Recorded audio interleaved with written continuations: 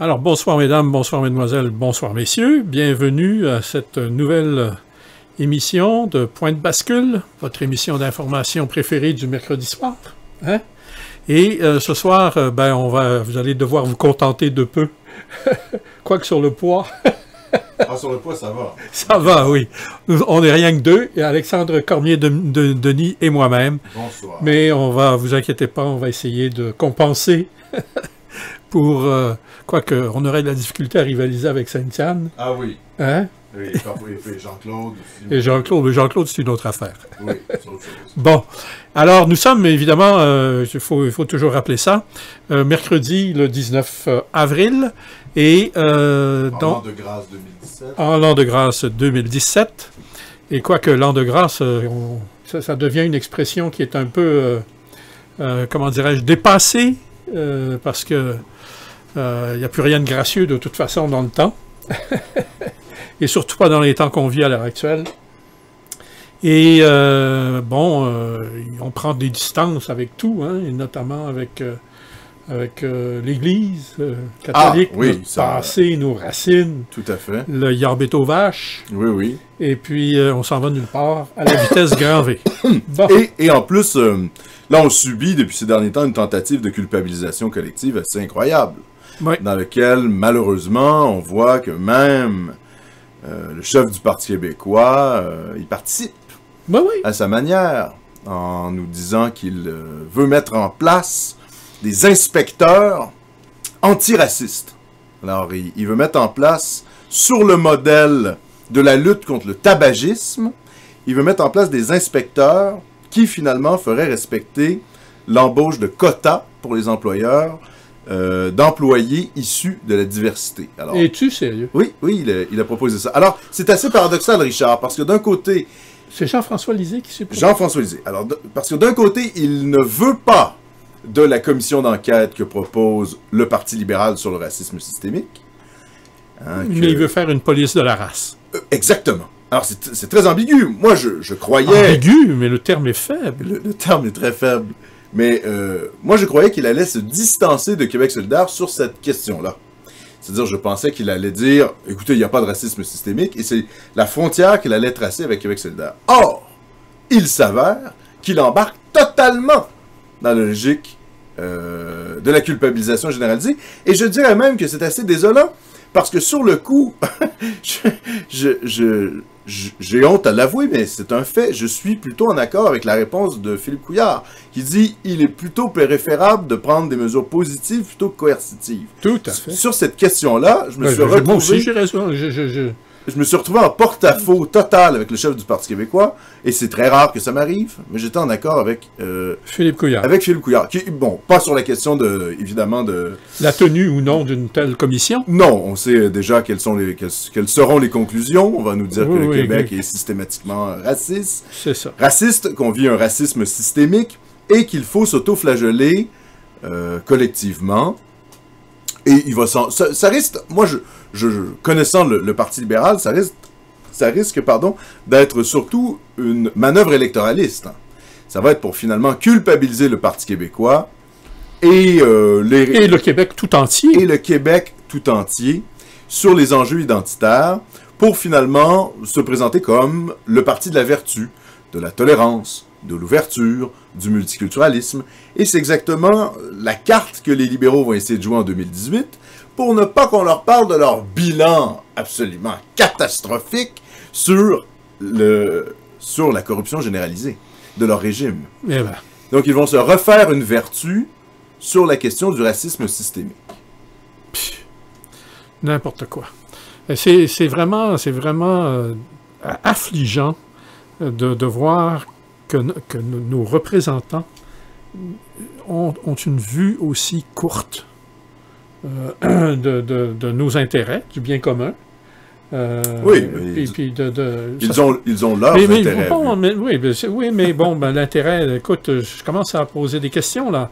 Il y a encore des informations qui sortent sur ce qui se passe au Parti québécois, là. C'est loin d'être rigolo, là.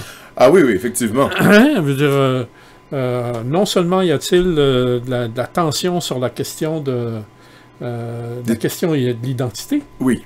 OK? Oui, il y a des députés qui manifestent... Mais là, c'est rendu que les députés se font demander, en plus de donner de l'argent au parti. Oui, parce qu'il y a un problème avec le DGEQ. C'est ça. Sur des fonds qui ont été récoltés de manière non légale, je crois. C'est ça. Et le Parti québécois a demandé à chacun de ses députés de verser une partie de leur salaire, je pense qu'il s'agit de 3 000 $, ouais. de mettre dans une cagnotte afin de rembourser le DGEQ. Mais évidemment, ça ne serait pas un don de la part des députés, ça serait un prêt. Alors, le Parti québécois... Mais un prêt à être remboursé quand et comment? Ah, ben c'est ça le truc. Allô? Oui. Non. Puis ensuite, il faut comprendre que si ça n'est pas remboursé, ça devient comme une contribution. Oui, ça devient et là, ça complique encore plus la situation du parti. Donc, c'est vraiment pas l'approche à privilégier. Non. Vraiment pas. Non. Alors... J'ai appris aussi, je ne sais pas si c'était comme ça à l'époque où tu étais au Parti libéral. J'ai jamais été au Parti libéral. Ah, excuse-moi, pardon. Lapsus! Oh là là! Important de le préciser, jamais. Ah, je suis désolé, Richard. Quel gros lapsus je viens de commettre. Ouais. Au Parti québécois, pardon. Ouais. J'ai appris qu'on demandait, de la part des députés, de contribuer à la hauteur de 8 000 $ par année dans un pot commun pour la recherche. Pour les députés. Ça, c'est une autre affaire. Oui. Et j'ai compris aussi que la Coalition Avenir Québec procédait de la même manière. OK, mais la raison pour laquelle ils en sont rendus là, c'est que le Parti québécois n'est plus que l'ombre de ce qu'il était en 1995, hein? 14-15. Hein? À ce moment-là, le Parti québécois était le parti d'opposition. La CAQ n'existait pas. Évidemment. L'ADQ n'avait qu'un seul représentant. Ce cher Mario Dumont. Bon, alors tu comprends que dans une situation où l'électorat était polarisé entre le Parti libéral et le Parti québécois, les questions des budgets ne se posaient pas. Les budgets, le Parti québécois disposait à la fois par le budget de l'Assemblée nationale, son budget de l'Assemblée nationale, que par ses fonds propres qu'il récoltait par voie de dons, disposait des sommes nécessaires pour fonctionner sans être obligé d'aller chercher de l'argent chez de faire des patentes excuse-moi là l'expression, des patentes à gosse avec les salaires des députés. Les salaires des députés. C'est la recette pour la catastrophe. Et quant au budget de recherche, le DGEQ a également le PQ dans sa mire à l'heure actuelle, parce que le PQ a utilisé des fonds de l'Assemblée nationale à mauvais escient, à des fins pour lesquelles ils ne sont pas destinés. C'est-à-dire quoi, verser des salaires à des employés? Exactement. Ah oui, d'accord. Alors, des gens qui exerçaient des fonctions proprement partisanes et non pas reliées à l'activité législative. Donc, tu sais, je veux dire, ça va mal pour le PQ. Et puis, le leadership de l'Isée est bas de l'aile, hein? Oui, c'est ce qu'il c'est le moins qu'on puisse dire. Oui, parce que là, c'est ça, on n'a pas continué là-dessus, mais là, on a compris qu'il y avait disons, des insatisfactions avec la stratégie électorale, c'est-à-dire le fait de se coller systématiquement... Sur Québec solidaire. D'abord, ça crée problème. Ah ben, ça plaît pas à tout le monde à l'intérieur du Parti québécois. Pas du tout. OK? Et puis... Surtout quand on voit une espèce d'alliance, finalement, entre Québec solidaire et le Parti libéral. D'ailleurs, il y a un bon nombre de... Puis alors, évidemment, toute la question, c'est celle de Montréal. Si la stratégie du PQ peut avoir du sens dans la région de Montréal, et encore, il faut le dire vite, finalement, elle ne sert que les intérêts de Jean-François Lisée lui-même, qui se trouve être le député de Rosemont, hein? Faut comprendre. Mais, justement, peut-être craint-il pour son siège. Sait-on ce qui peut se passer en 2018? Il a vachement raison d'être inquiet pour son siège. Ouais. Et puis, si j'étais à sa place, je le serais aussi. OK? Mais ça, la solution à ce problème-là n'est pas celle qu'il met de l'avant. Pour il faut qu'il soit en mesure de susciter un intérêt au Québec, non seulement à Montréal, mais dans tout le Québec. Oui, et à l'heure actuelle, il faut comprendre que... c'est une stratégie montréalo-centriste, un peu. Complètement. Et c'est normal, parce que si on se colle sur Québec solidaire, qui est un parti fondamentalement montréalo-centriste, on se retrouve soi-même avec une stratégie axée uniquement sur la conquête de potentiellement, la conquête de seulement quelques mais ce que circonscriptions. J'arrive pas à comprendre que l'ISée ne voit pas que moins il va être intéressant pour l'ensemble du Québec, moins les Montréalais vont voter pour lui. Ouais. Les indépendantistes ne voteront pas pour Jean-François Lisée si il adopte une stratégie qui a pour effet d'isoler l'extérieur du Québec. C'est pas vrai? Tout à fait. L'extérieur de Montréal? L'extérieur de Montréal. De toute manière... les régions? Moi, je pense que le salut électoral ne pourra venir que des régions. C'est-à-dire que l'objectif premier du Parti québécois, ça devrait être de décrédibiliser le Parti libéral à l'extérieur de Montréal. Montréal, c'est rouge, bon, à part une partie de l'est de la ville, mais je veux dire, en fait, c'est la stratégie inverse qu'il faudrait appliquer. Tel que c'est là moi, il n'est pas parti pour rester grand-chose, hein? Parce que le vote, il va se diviser en 3. Oui, la CAQ va demeurer avec un haut pourcentage. C'est ça. Elle ne s'effondrera pas. Elle va aller chercher tout le 450, hein, comme on dit. Et puis... peut-être la vallée du Richelieu. Oui. Et puis, finalement, je veux dire... Québec. Le PQ va se retrouver gros gens comme devant avec la stratégie actuelle. Je comprends vraiment pas. C'est suicidaire. Alors, il faut se poser la question, qu'est-ce que Jean-François Lisée fait là? Est-il vraiment un leader indépendantiste? Ou bien est-il là pour servir d'autres intérêts? Il ne serait pas le premier. Il y en a un qui s'appelait Lucien Bouchard. Justement, José Legault en parle aujourd'hui dans son... Et puis elle revient sur cette période... le discours du centaure. C'est ça, elle revient sur cette période-là. Et je veux dire, il faut se rappeler que au lendemain du référendum de 95, si Lucien Bouchard, en prenant le pouvoir, avait forcé le jeu, compte tenu de sa popularité personnelle, le référendum passait. Alors, il n'a pas voulu le faire. Pourquoi n'a-t-il pas voulu le faire? Hein? C'était peut-être pas le plus grand des chefs du Parti québécois souverainiste. C'est pas un souverainiste du tout, Lucien Bouchard. Moi, je l'ai toujours dit, Lucien Bouchard, c'est un Canadien français. Et dont le rêve était de réussir là où Bourassa avait échoué avec l'accord du lac Meech. Il ne faut jamais oublier que le gars qui a écrit le discours sur le discours du centaure. Non. Bien avant ça. Le beau risque. Ah oui, d'accord. Hein? Le beau risque de 1984. Ah oui, d'accord. C'était Lucien Bouchard. Et Lucien Bouchard, à ce moment-là, était dans les parages du Parti conservateur. Et il s'est fait élire sous la bannière du Parti conservateur. Et ensuite, il se retrouve ambassadeur à Paris en 86. Tout de suite après... Ambassadeur du Canada. Du Canada, oui. Tout de suite après la... comment dirais-je, en 1980, la conclusion de l'accord de libre-échange. OK? Et il faut, encore une fois, se souvenir que le soir de le fameux dîner du libre-échange, le Shamrock Summit, le sommet irlandais, OK? C'est Mulroney qui recevait, et ça, c'était donc au mois d'avril. Et quelques mois plus tard, Lucien Bouchard allait être nommé ambassadeur à Paris. Mais à la table de qui le protocole, sous les ordres de Mulroney, a-t-il installé Lucien Bouchard? Eh bien, à la table de Paul Desmarais, père. Ah oui. Voilà. Et, comme par hasard, parce que le hasard fait tellement bien les choses, quelques mois plus tard, ça correspondait à l'époque où Desmarais lançait sa grande offensive en Europe, hein? Et pour ce faire, il bénéficiait gracieusement des salons de l'ambassade du Canada. Où était installé Lucien Bouchard?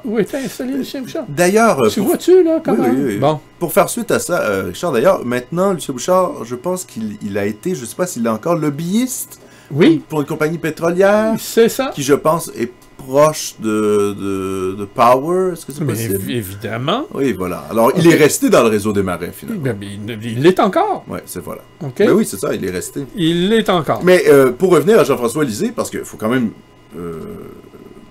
faut quand même comprendre que, justement, Jean-François Lisée, disons dans l'espèce... C'est ce que j'ai cru comprendre, évidemment, toi, tu étais aux premières loges, mais en ayant une analyse extérieure à la chose, j'ai cru comprendre que, finalement, lors du référendum de 95, avec les tensions entre Parizeau et Bouchard, Lisée, qui était le conseiller de Parizeau à l'époque, je pense qu'il écrivait d'ailleurs des discours, s'est retrouvé finalement à être beaucoup plus proche des positions de Lucien Bouchard que de Jacques Parizeau. Est-ce que je me trompe? Ben oui. Mais en fait, il faut que tu comprennes que Lisée, là, a été introduit par Lucien Bouchard. À Parizeau.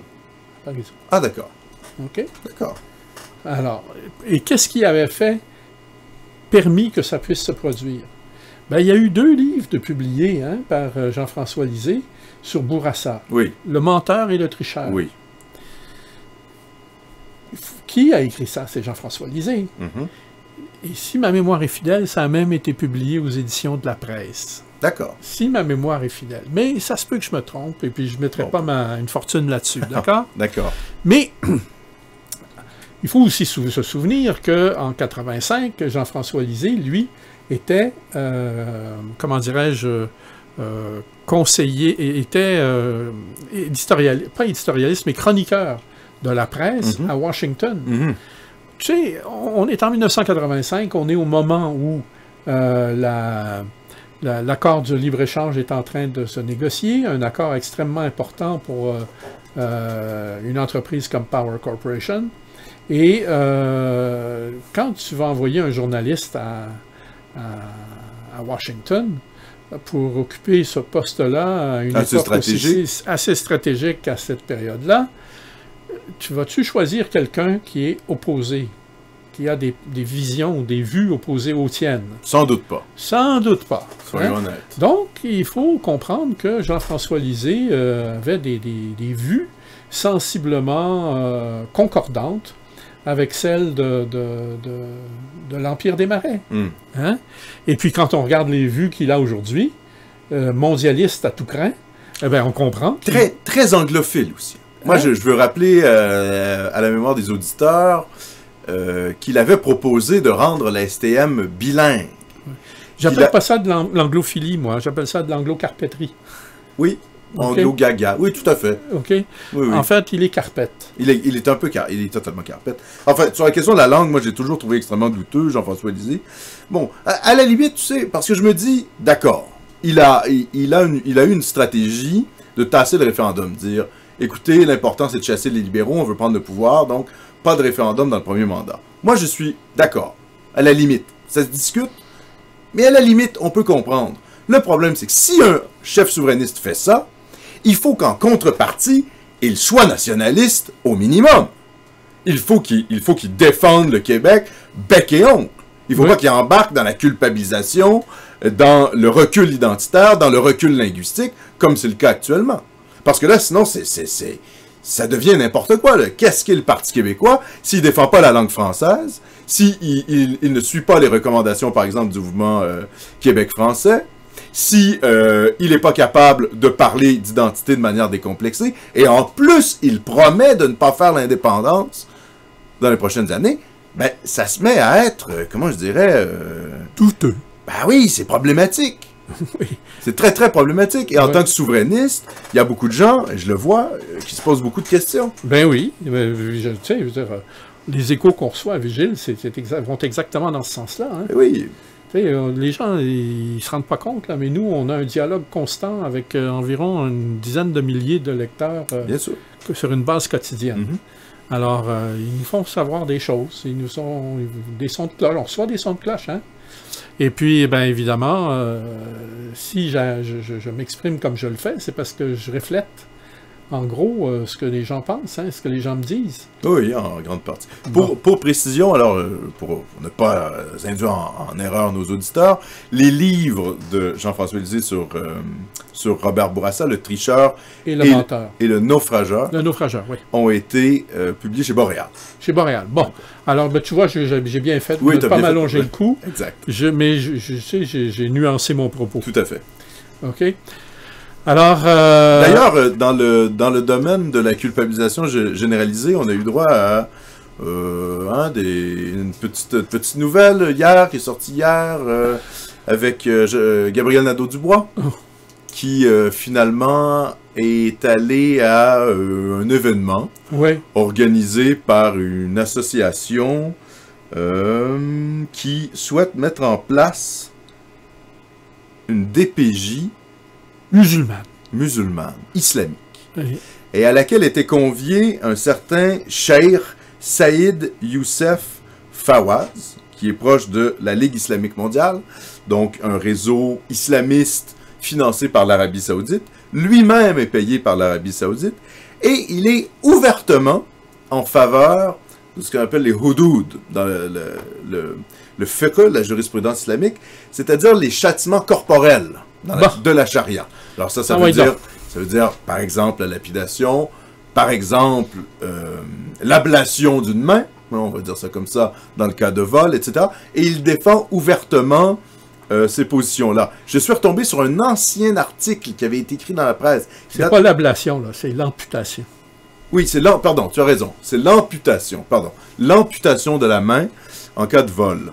Je suis retombé sur un article qui datait de 1992 de la presse, où il défendait, évidemment, ces positions-là. Il avouait ouvertement qu'il était payé par l'Arabie saoudite, et il était complètement décomplexé. Et déjà à l'époque, c'était un des imams qui était reconnu pour faire des mariages par le gouvernement du Québec. Alors évidemment, en 92... la question de l'islam politique était beaucoup moins présente qu'elle l'est aujourd'hui. Mais on voit que ce type-là, ça fait longtemps qu'il est au Québec. Et il est très proche, finalement, en tout cas, il a été invité par l'association. J'essaie de retrouver le nom. Je vais vous revenir là-dessus tout à l'heure. Il y avait aussi Samira Laouni, qui est décrite comme, finalement, une prosélyte islamiste, notamment par Jamila Benhabib. Et il y avait également Dalila Awada. Il y avait, évidemment, Dalila Awada, pour les gens qui ne se rappellent pas qui est Madame Awada, c'est l'égérie voilée à hijab, avec du mascara, qui apparaît parfois, tout le monde en parle. Tout le monde en parle. Ouais. Oui, voilà, exactement. Et qui, d'ailleurs, s'est fait brasser un petit peu la dernière fois. Oui, elle risque pas d'être réinvitée bientôt. Ouais, je pense que Madame Awada... D'ailleurs, il y a Lise Ravary qui la surnomme la pin-up voilée. La pin-up voilée. Oui. J'ai trouvé ça quand même assez rigolo. Et Gabriel Nadeau-Dubois, alors, s'est fait reprocher d'être allé à cet événement. Et il a répondu de manière totalement décomplexée, « J'y retournerai, il n'y a pas de problème. En fait, à chaque fois que il y a une communauté, notamment la communauté musulmane qui est visée, il y a toujours des drôles de suspicions à son endroit, et c'est terrible qu'au Québec, on en soit là. » Et donc, il joue la carte de la culpabilisation. Mais oui, bien sûr. Et ça, c'est envers la communauté musulmane, entre guillemets, la communauté musulmane, parce que ces gens-là ne représentent pas la communauté musulmane, là, ce sont des lobbyistes islamistes.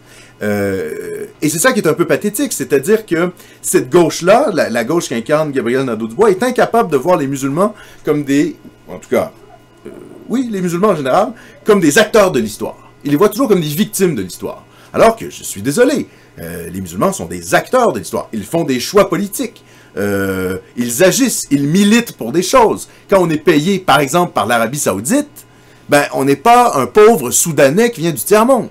Non. On est financé par une pétromonarchie multimilliardaire qui fait du prosélytisme religieux. Voilà, les musulmans ne sont pas que des victimes de l'histoire. La gauche a tendance à voir... Ce sont des croisés à l'envers. Oui, voilà, oui, tout à fait. C'est le djihad, en fait. C'est le djihad. C'est une forme de djihad juridique, c'est une forme de djihad intellectuel. Et là, qu'est-ce qu'on voit? On voit que c'est des pressions de la part d'islamistes qui instrumentalisent le multiculturalisme canadien avec la complicité de la gauche, et je dis la gauche entre guillemets souverainiste, qui joue à être souverainiste, mais qui ne l'est pas du tout. Qui ne l'est pas du tout. Comme GND, qui joue à être souverainiste. Et qui, comme Québec solidaire. Comme Québec solidaire, on gratte et on se rend compte qu'elle n'est pas du tout. Et qui finissent par, finalement, être totalement complaisants avec ces lobbies-là. Alors, effectivement, il s'est fait taper sur les doigts, et je pense que ça ne fait que commencer pour Gabriel Nadeau-Dubois. C'est-à-dire que plus on va creuser sur ce personnage-là... la semaine dernière, c'était sur la question des écoles privées, et puis du fait que lui-même était un pur produit du système privé. Oui, alors qu'il... aujourd'hui... Il part en croisade, d'ailleurs. Il part en croisade en faveur du système public. Et contre les écoles privées. Parce qu'à la limite, on peut défendre le système public, mais on n'est pas obligé de vouloir la destruction du système privé. Bref, ce type s'enfonce dans ce que je pense être tous les travers de Québec solidaire. C'est-à-dire, il rentre à plat de couture et même qu'il radicalise les mauvaises positions de Québec solidaire. Moi, quand j'ai vu la fameuse photo où il apparaissait entouré uniquement de femmes portant les hijabs, je me suis dit, mon Dieu, mais il est une caricature de ce qu'on appelle l'islamo-gauchisme. Mais oui. Cette espèce de croyance que la force révolutionnaire ne se retrouve plus dans les classes populaires d'Occident, notamment du Québec, parce que finalement, les classes moyennes ne votent pas pour Québec solidaire. Et cette gauche-là pense que les forces de changement vont venir de l'immigration, et notamment des populations musulmanes en colère. Vous savez, les musulmans en colère contre Israël, en colère contre les États-Unis, en colère contre le mode de vie occidental, et que cette énergie-là va être canalisée dans un projet politique de changement de régime, et que la gauche va en bénéficier. Or, on sait que cette stratégie de la gauche qui tente d'instrumentaliser l'islam politique pour parvenir à ses fins... Alexandre est parti. Ben oui, mais cette tentative de la Allez, gauche... Alexandre, vas-y. Cette tentative de la gauche d'instrumentaliser l'islam politique pour parvenir à ses fins mène toujours à l'échec. On l'a vu en Iran, on l'a vu au Maghreb, on l'a vu en Égypte. C'est-à-dire qu'inévitablement, la gauche se retrouve trahie par les lobbies islamistes qu'elle protégeait. Et c'est ce qui risque d'arriver au Québec également si on n'est pas vigilant. C'est pour ça que je pense qu'il faut absolument dénoncer cette complaisance face au lobby islamiste de la part de cette gauche, je dirais, islamo-compatible. Je remarque d'ailleurs que, vous savez, il y a des tas de gens qui se disent encore, je sais que, bon, on ne sait plus trop ce que veut... D'ailleurs, là, ça le prouve encore. Qu'est-ce que la gauche, qu'est-ce que la droite? Je veux dire, quand on se dit de gauche et qu'on est à côté des lobbies les plus réactionnaires, beaucoup plus réactionnaires que pouvait même être l'Église catholique dans les années 50, qu'est-ce que ça veut dire être progressiste? Ça ne veut plus rien dire du tout. Je remarque, par contre, qu'il y a des gens qui se disent encore à gauche. Je pense, par exemple, à l'autre journal, de Pierre Dubeux, qui est très lucide sur cette question-là. Oui. Enfin, en général, assez lucide et qui attaque plutôt, généralement, Québec solidaire. Donc, il y a quand même des gens qui se réclament encore de la gauche, qui ont quand même une forme d'intelligence, ce qui semble pas être le cas de M. Nadeau-Dubois. Non, mais vraiment pas. Alors, bon, tout ça pour vous dire qu'à l'heure actuelle, on a un projet sur la table de créer une DPJ pour les musulmans. Mais alors là, ça pose la question, si on en crée une pour les musulmans, pourquoi n'en créerait-on pas une autre pour toutes les autres groupes communautaires? Les Sikhs. Hein? Les Sikhs. Les Sikhs. Et là même, on pourrait même aller carrément dans des concepts, pourquoi pas ethniques? Les Chinois. Les Chinois. C'est ça. Ou les Caribéens, les Haïtiens. Ça arrête où? Ça s'arrête quand? Exactement. Les Latinos. Hein? C'est ça. Ben, ça s'arrête pas. Puis on aboutit à la morcellement. Oui. Au morcellement. La fragmentation complète de la réduction en petits morceaux du Québec. Alors ça, c'est une situation qui est absolument pathétique. Et malheureusement, on semble se diriger vers ça. Et il y a pas de... Même la CAQ là-dessus ne réagit pas pour l'instant.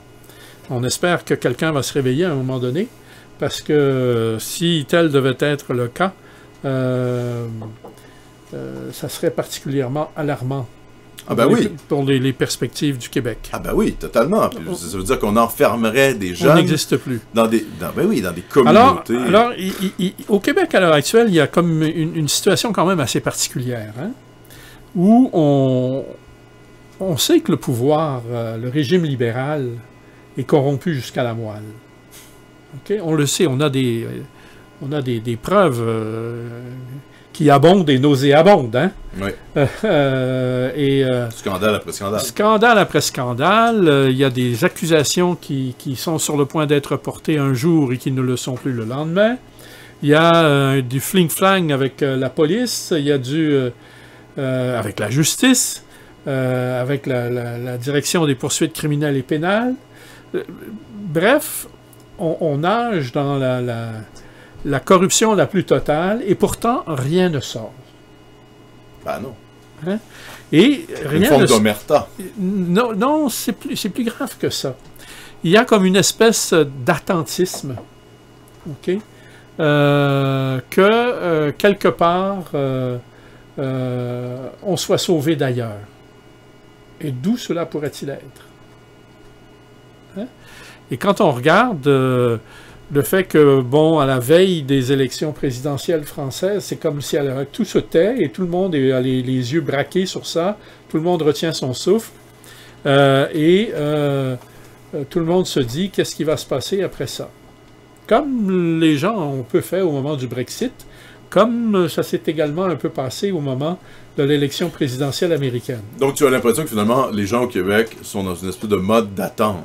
Oui. Oui. Mais attendre quoi? Ben justement. Déjà, le Brexit leur a ouvert les yeux sur la possibilité que c'est pas vrai que tout le monde acceptait ce régime-là sans rien dire. Ensuite, l'élection de Trump leur a ouvert les yeux. Sauf que, bon, tu te souviendras, Trump, pour beaucoup de Québécois, incarne à peu près le diable. Oui. Et puis, il l'incarne encore plus ces jours-ci. Ah ben oui, là. Hein, depuis que... Son attaque envers, disons, grosso modo, le protectionnisme. C'est ça, et puis ses attaques contre la Russie, etc. Bref, on réalise, que autant ceux qui étaient pour que ceux qui étaient contre, que il n'est pas ce que personne attendait. Il n'est pas ce qu'il disait qu'il était, en tout cas. Certainement pas. Alors là, si tu veux, il y a eu comme un certain glissement à cause de ça. Et évidemment, l'étape suivante maintenant, c'est l'élection présidentielle en France. Oui. Alors, on va y revenir tout à l'heure, mais je pense, moi, que le résultat, selon ce qu'il sera, aura des conséquences importantes sur le plan politique au Québec. Et que tous les acteurs politiques, à l'heure actuelle, le savent et qu'ils attendent de ça pour se fixer, se positionner de façon définitive. Alors, surtout qu'on va rentrer quand même bientôt dans une année électorale au Québec. C'est-à-dire que... Aussi. Là, avec la loi sur les élections à date fixe, on connaît mais il y a plein la date de l'élection 2018. Il faut savoir qu'il y a plein d'événements qui sont en train de se produire à l'heure actuelle. Tu sais, bon, on parle de Trump, là, puis on parle du Québec, donc on peut certainement parler de ça. L'intervention faite par Trump hier devant les fermiers du Wisconsin, oui. En leur promettant que le régime de la gestion de l'offre canadien allait être démantelé si les Canadiens voulaient continuer à bénéficier du libre-échange. Hein? Bon. Alors, aujourd'hui, l'ambassadeur du Canada à Washington a immédiatement réagi en disant que non, quand on regarde les chiffres, et puis il avait effectivement les chiffres, que c'est pas vrai que le problème provienne du régime de gestion de l'offre. Mais on comprend que il y a un côté idéologique aux États-Unis sur cette question-là. Bien sûr. Et que les lobbies des gens qui vivent finalement le régime de la libre concurrence, pour eux, c'est sacré et ils vont vouloir absolument imposer au Canada les mêmes méthodes si le Canada fait affaire. Alors, c'est même plus une question de raison, c'est une question d'idéologie. C'est la raison pour laquelle l'ambassadeur du Canada à Washington est en train de perdre son temps. Jamais il ne parviendra à convaincre les Américains, peu importe les chiffres qu'il voudra utiliser, que un système de gestion de l'offre, c'est la façon de procéder. Et pour les agriculteurs canadiens, tu comprends que moi je sais, j'ai été élu dans un comté rural, il y avait des éleveurs de bétail, il y avait des vaches laitières, des troupeaux de vaches laitières. Je sais à quel point c'est important pour les cultivateurs québécois, les agriculteurs québécois, de pouvoir compter sur ce régime de gestion de l'offre qui, finalement, sert... Tu sais, les gens ne s'en rendent pas compte à quelle fin ça sert. Mais les fameux quotas de lait, ça se vend de père en fils, Et quand un fils reprend la ferme de son père, ou la fille maintenant, reprend la ferme de son père, ou de ses parents. La ferme familiale. La ferme familiale, c'est ça, pour essayer de ne pas se faire tomber dessus par les féministes. Donc, ça va servir essentiellement à verser aux parents une rente. D'accord. Oui, okay? Oui. Donc, c'est de cette façon-là que les agriculteurs financent leur retraite. En vendant leur ferme à leur exploitation. À leurs propres enfants. À leurs propres enfants. Et qui, eux, à leur tour, assument une responsabilité financière à leur endroit, ce qui leur assure leur retraite. Okay? Donc, finalement, à long terme, ce que ça fait, c'est que ça encourage les gens à reprendre et à continuer le modèle des fermes familiales. Puis les quotas de lait ont une valeur commerciale. S'il fallait que tu dessouffles ça du jour au lendemain, là, je ne sais pas si tu le sais, mais tu provoquerais une méchante crise sociale dans l'agriculture. En fait, tu provoquerais l'effondrement de l'agriculture. Puis ça, c'est vrai dans tous les domaines où il y a de la gestion de l'offre. Pour les œufs, pour le poulet, pour les pommes de terre. Et ce système-là n'existe pas au sein des États-Unis? Non. D'accord. Non. Alors, finalement, les États-Unis considèrent que c'est de la concurrence déloyale. Absolument. Ah, ouais. C'est très bizarre, hein, parce que le prix d'achat est garanti. Ah, oui, je comprends. Mais c'est très bizarre, parce que finalement, Trump est un pourfendeur du libre-échangisme. Oui. En tout cas, durant la campagne électorale. Du libre-échange. Oui. Le libre-échangisme, je ne suis pas sûr que ça veut dire la même chose. Ben enfin. Ah oui, d'accord. Non, mais pas l'échangisme. Richard, là, tu me prêtes le libre-échange. Le libre-échange, oui, voilà, si on veut. Okay. Il était plutôt... C'est déjà suffisamment compliqué comme ça. Il était plutôt pourfendeur, finalement, des traités de libre-échange. Oui. Et là, on voit qu'il semble tomber totalement dans ce qu'on pourrait appeler une idéologie un peu libertarienne. Écoute, les Américains ne sont pas à une contradiction près. Évidemment. Pourvu qu'il s'agisse de protéger leurs intérêts. Ben oui, voilà. Il n'y a aucune autre logique que celle-là. Non, tout à fait. Bon. Et où est-ce que tu penses que ça va nous mener? Ben, ça mène à un effondrement. Pas un effondrement, un effritement de l'accord du libre-échange qui va faire en sorte que d'ici une dizaine d'années, au rythme où vont se multiplier, ça ne voudra plus strictement rien dire. Et donc, on va perdre des positions qu'on avait gagnées. Parce que on n'est tout simplement pas dans un rapport de force qui nous permet de négocier quoi que ce soit avec les Américains.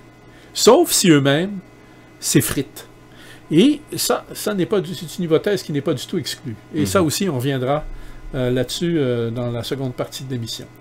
Alors, pour s'en tenir encore à ce qui se passe au Québec, évidemment, la CAQ, dans tout ça, est en train de se repositionner, elle aussi. Oui, elle essaye. Elle essaie, mais on sent qu'il y a comme une certaine difficulté. Hein?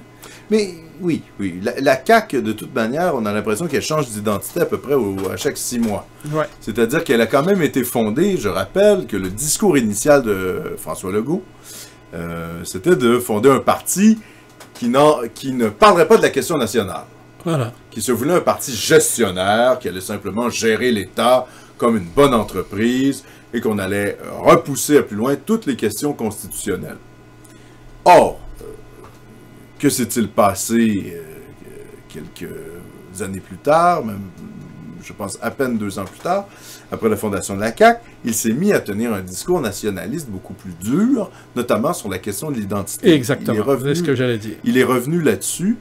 Pourquoi? Ben parce qu'il voit très bien que le fonds de commerce que n'emprunte pas le Parti québécois, c'est-à-dire une défense de l'identité décomplexée, c'est payant pour lui au niveau électoral. Donc, on est passé d'un parti qui se dit... Et là, il y a plein de confusion. Hein. Il y a des députés comme Bonnardel, par exemple, qui entretiennent aussi une forme de confusion en disant « la CAQ est bilingue hein? ». Donc, d'un côté, il y a François Legault qui fait un appel du pied, disons-le ouvertement, aux péquistes déçus, ou disons, aux souverainistes qui ont des sensibilités conservatrices. Et de l'autre côté, ben, il n'est pas capable d'assumer pleinement le fait que son parti défend totalement la loi 101, est en faveur du fait français au Québec, et dit oui, bien, vous savez, la CAQ est bilingue. En plus, il a des déclarations incroyables, François Legault. Parce que s'il se présente comme étant autonomiste, c'est-à-dire voulant rapatrier des pouvoirs d'Ottawa, pour vouloir rapatrier des pouvoirs d'Ottawa, il faut déjà être sur une position de négociation. Or, c'est pas en faisant des déclarations comme il le fait, notamment aux médias canadiens-anglais, « A vote for CAQ is a vote for Canada ». Ben, en gros, ce qu'il dit, c'est que peu importe les conditions du Canada, il adhère à la situation actuelle. Donc, il ne se met même pas lui-même en position de négocier quoi que ce soit. Ce qui fait que quand il nous parle de, par exemple, rapatrier des pouvoirs, notamment sur l'immigration, on ne le croit pas. On sait très bien que le Canada va dire « ben non ». Et qu'est-ce qu'il va lui dire? Quelle va être sa position de négociation à Legault? Il n'en aura pas. Il a déjà baissé ses culottes. C'est pour ça que je suis... C'est un peu triste, mais quand j'entends des souverainistes être tentés par la CAQ en disant « oui, mais le Parti québécois veut pas faire le souveraineté, le Parti québécois est mou », oui, d'accord, mais la CAQ est encore plus molle. C'est ça le problème. Ma grande surprise, moi, c'est de découvrir que des indépendantistes de longue date, des purs et des durs, comme on disait, là, ont littéralement décidé qu'ils allaient, pour la prochaine fois, voter pour la CAQ. Je pense pas que c'est un vote de grande adhésion. Hein. Non. Il y a quelque chose du vote de contestation. Non, c'est plus en désespoir de cause. Oui. Hein? C'est plutôt un vote... un vote de désespoir. Oui, carrément. Et c'est là qu'on voit là, la difficulté que pose le leadership de Jean-François Lisée. Et tu sais, moi, je suis toujours un peu... parce que, bon, il y en a qui te critiquent durement, hein? Parce que tu soutiens pas le chef. Oui. J'ai reçu quelques lettres d'invectives assez... à côté de ça, j'ai reçu plein de lettres de soutien, mais bon. Il y en a qui sont même pas polis, hein? Ben oui. Bon. Mais, ça, c'est la vie. Ben bon, ouais. Autant on emporte le vent. Oui, exactement. OK. Mais il y a quelque chose de particulier dans notre génétique politique au Québec. On est nécessairement... on doit nécessairement croire ou mourir. Tu sais, c'est croire ou meurt. OK? Mais il n'y a pas un peu... Attends un peu. Bon, je te laisse aller, vas-y. On reviendra là-dessus, tu vois, on a du temps pour le faire. D'accord. Et ça va être intéressant. Oui. Et donc, quand on n'est pas d'accord avec le chef, on est immédiatement suspect, on est immédiatement traité par certains, fort heureusement un petit nombre, de saboteurs. Alors qu'aux États-Unis, il y a une distinction. Tu sais, les gens sont républicains ou démocrates, et puis ils peuvent être républicains ou démocrates, comme les républicains à l'heure actuelle vont te dire « I'm a Republican, but I'm not a Trump supporter. Okay? Et eux se sentent... tu sais, il n'y a aucun problème aux États-Unis d'appartenir à un parti, mais d'être en désaccord avec son chef. Et ça pose aucun problème, c'est tout à fait normal, c'est accepté. Okay? Il y a des camps, des clans. Okay? Et évidemment, ça donne le résultat que ça donne, tu me diras. Aux États-Unis, c'est pas très brillant, mais il reste qu'il y a une certaine ouverture, une certaine acceptation, non pas de la dissidence, mais d'une voie alternative. À l'intérieur d'un même parti. D'un même camp politique. Ouais. Voilà. On appelle ça en France, on appelle ça des courants. Oui. Hein? Et donc, au Québec, là, il y a comme un problème de maturité qui fait en sorte que c'est vraiment primaire, nos réflexes. Là. Vas-y, ce que tu allais... Oui, ne penses-tu pas que c'est un peu l'esprit français qui nous habite? C'est-à-dire que c'est soit tout l'un, soit tout l'autre. Il y a un petit quelque chose de ça. Mais j'aimerais pouvoir te suivre sur ce terrain-là, mais quand on regarde, par exemple, l'hémicycle, qui est l'Assemblée nationale, et la façon, d'abord, en partant, à quel point les courants sont fragmentés, divisés. Y a pas, ça n'existe pas, ce Crowmer-là. Oui, mais en même temps, la politique française est quand même axée sur des personnalités. La Ve République, c'est ça aussi. C'est une personnalité qui se présente devant les Français. Écoute, la Cinquième, il ne faut jamais perdre de vue que la Cinquième République, c'est De Gaulle. Et puis, lui, il a créé ces institutions-là pour lui.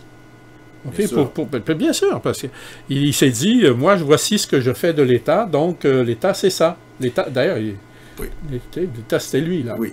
Et si on veut vraiment gratter un peu, on va se rendre compte aussi que l'accusation qui est souvent faite à la Ve République, soit d'être une espèce de monarchie présidentielle, c'est pas dû au hasard. De Gaulle, dans sa jeunesse, il faut quand même comprendre qu'il a été fortement influencé par le courant de la droite nationale, et on peut même facilement supposer qu'il avait un fond monarchiste extrêmement fort. C'est pas pour rien que la Ve République française est complètement différente, par exemple, de la Troisième, qui était beaucoup plus un régime parlementaire tel qu'on le connaissait, mais évidemment, ça venait avec une forme d'instabilité gouvernementale, parce que les gouvernements se faisaient, se défaisaient selon le gré des alliances. La Quatrième République a été un peu une espèce de reproduction avec quelques nuances de la Troisième, et De Gaulle a voulu mettre fin à ça pour assurer une forme de stabilité, et en redonnant beaucoup de pouvoir à la figure du président.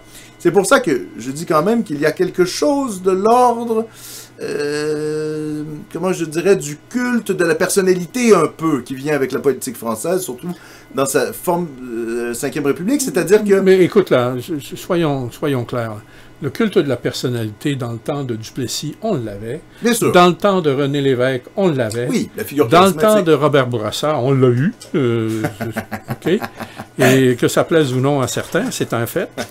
OK. Oui. Et dans le temps de Jacques Parizeau, on l'a eu aussi. Puis même dans le temps de Lucien Bouchard. Ben, bien sûr, Lucien Bouchard était très, très aimé. Puis bon, c'était très charismatique, son affaire. Comme Couillard. Non, c'est une blague. Non, c'est bon. Alors, Charest, c'était déjà dans une autre... Quoique, pour certains, je veux dire, Charest, c'était le Messie, hein? Oui, il avait une forme de... Il faisait des blagues, bon, même ses adversaires reconnaissaient qu'il avait une forme de charisme un peu... Une bonhomie. Oui, voilà. Couillard, c'est plus difficile à cerner. Hein. Ouais. Mais alors, tu vois, finalement, c'est pas une question... Il y a vraiment un problème, là, au Québec, de maturité de l'électorat qui... Mais c'est l'esprit partisan aussi. C'est-à-dire les gens qui nous reprochent de ne pas soutenir de manière totale et complète Jean-François Lisée, c'est parce qu'au fond, ils veulent battre les libéraux, ils veulent... Mais on peut être très partisan, favorable au Parti québécois et ne pas vouloir supporter Jean-François Lisée, hein? Oui, bien sûr, mais... Il y en a, ça mine... On peut penser que Jean-François Lisée fait plus de tort que de bien au Parti québécois. Puis quand on regarde les résultats... Bon, en même temps, les résultats, oui. Ben, il n'y a pas eu encore d'élection. Non, mais on voit qu'il y a de la grogne. Hein? On sent que ça pédale dans la choucroute, oui. Hein? Oui, ben, moi, en tout cas, personnellement, c'est vraiment sur un plan... Alors, c'est un plan, effectivement, au niveau stratégique, sur le plan idéologique aussi, mais aussi, comme tu dis, sur le plan carrément je pense que c'est des erreurs de sciences politiques, c'est-à-dire qu'il s'adresse à un mauvais électorat, et cette espèce d'alliance voulue systématique avec Québec solidaire est effectivement extrêmement problématique. C'est curieux, hein? On a le sentiment que ce gars-là essaie de modeler l'électorat à ce qu'il est lui, au lieu de se modeler à l'électorat tel qu'il est. Oui, mais ça, c'est souvent un problème de gens qui se disent, je fais un aparté, là, mais c'est souvent le problème de gens qui se disent progressistes. C'est-à-dire qu'ils ont des grands idéaux et ils sont souvent assez déçus de la réalité du peuple. Et c'est une forme de mépris envers le peuple. Bien sûr. Mais c'est la raison pour laquelle aussi Québec solidaire, qui se dit défendre des intérêts populaires, termine à 7% dans les élections. C'est-à-dire une forme de déconnexion avec la majorité de la population. Et malheureusement, c'est parfois vrai aussi dans le mouvement souverainiste. C'est-à-dire qu'on a une difficulté à vraiment comprendre les raisons profondes qui font que les gens n'adhèrent pas au Parti québécois, que les gens sont, disons, plus ou moins enthousiastes à l'idée de l'indépendance. C'est parce qu'on est enfermé dans une bulle idéologique. Non. C'est parce que ça, c'est un autre problème. Puis tu as raison de le soulever parce que c'est un problème réel. Okay? Il y a des gens qui sont en faveur de l'indépendance, mais qui n'ont jamais fait confiance au PQ pour la faire, que ce soit parce qu'ils trouvaient que le PQ était trop à gauche, oui, ou parce qu'ils trouvaient qu'il était... qu'il était peu sincère. Qu'il était peu sincère, ou, tu sais, je veux dire, toutes sortes de raisons. Oui, c'est okay? Vrai. Et là-dessus, le Parti québécois n'a jamais travaillé très fort. Il s'est toujours... il a toujours vécu de la certitude qu'il incarnait le meilleur. Tu sais, il y a une espèce de... Oui, ben, il avait le vote des souverainistes acquis de toute manière. C'est comme ça qu'il s'est toujours vu. En même temps, Richard, je dirais, pour défendre un peu le Parti québécois, s'il avait été plus clair sur la question de l'indépendance, possiblement que les taux d'appui auraient pu être moins élevés aussi. Ça, c'est une bonne question. Plus on est volontariste... La question s'est posée, effectivement, en 1995. Ben oui. OK. D'ailleurs, la question référendaire. Non. Quelle question poser? Mais déjà, en 1995, vois-tu, et j'étais aux premières loges pour le voir, donc je peux en parler, les médias pesaient très, très fort. Et le Parti québécois ne s'est pas rendu compte, ou bien sûr, il s'en est rendu compte dans le sens où il était conscient de la force des médias, mais il n'a pas compris que les médias là, étaient irrémédiablement acquis au fédéralisme. Okay? Et que peu importe ce qu'il faisait, jamais il ne trouverait grâce aux yeux des médias. Donc, il aurait fallu que le PQ, dès ce moment-là, soit capable de s'adresser à la population du Québec par-dessus la tête des médias. En 1995, on n'avait pas encore les médias sociaux comme aujourd'hui. C'était plus difficile. Okay? Et puis c'était surtout difficile parce qu'on n'avait pas véritablement identifié le problème avant d'y être confronté. Ouais. Donc, on n'avait pas des stratégies en place pour... Alors que maintenant, c'est plus faisable. Puis, tu sais, il y a eu des erreurs. Tu sais, les fameuses commissions régionales là, qui étaient censées faire de la consultation, malheureusement, elles se sont axées... on a voulu en faire des places de dialogue.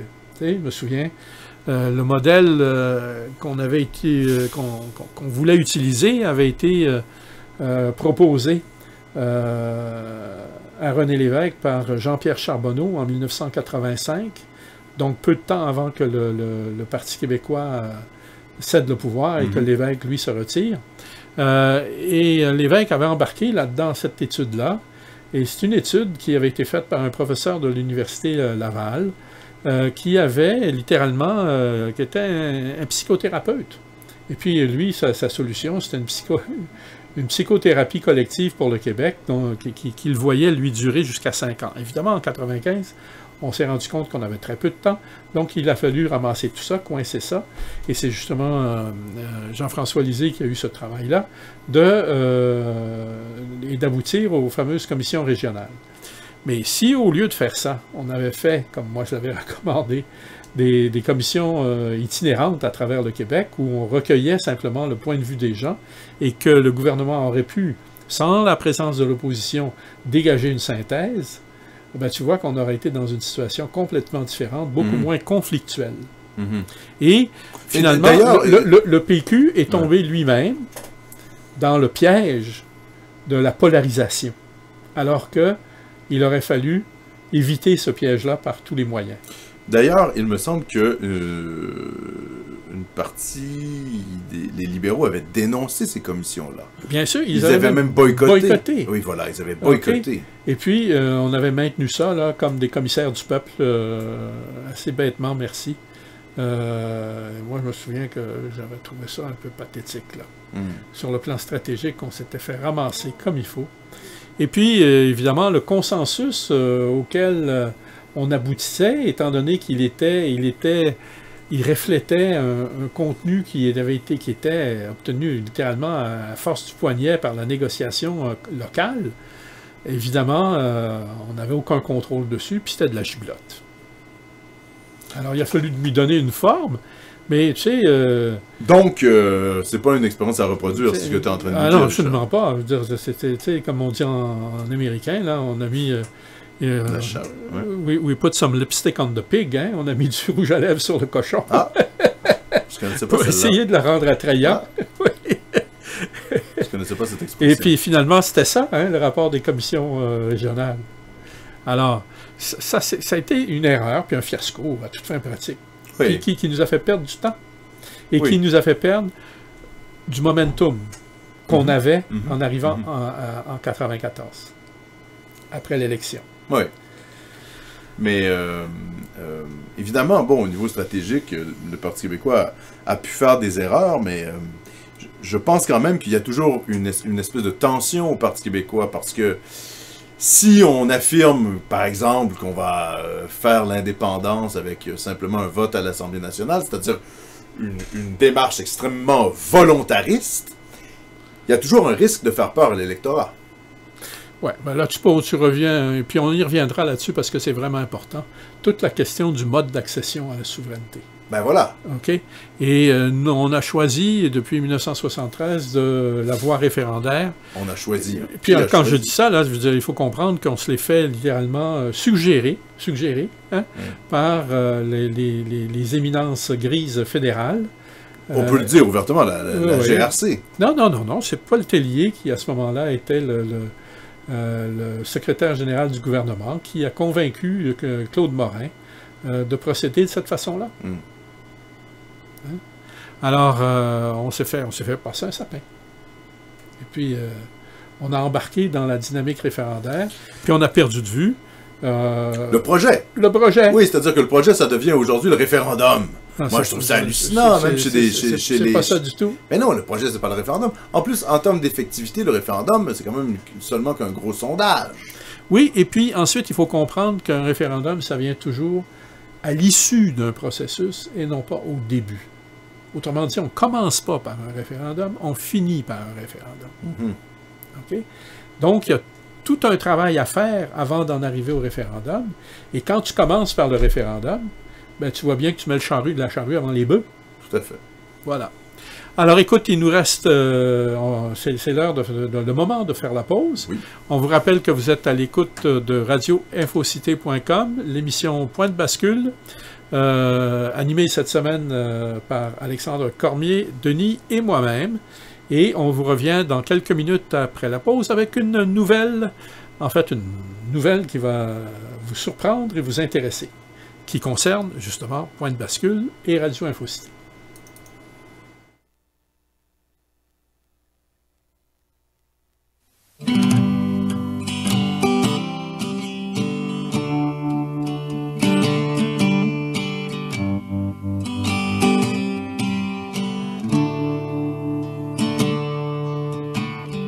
Embrasse-moi, ma chère Dominique. Le voyage est fini, on arrive à Sabine. Retiens tes larmes, ça me casserait le cœur. Quitter comme ça, c'est déjà si dur. Je n'ai rien fait pour mériter ça. C'est parce que je suis pauvre et pas comme eux autres. Je reste à Pointe-Bleue, ils viendront me voir. Cette fois ils ont promis de faire pire que l'autre fois.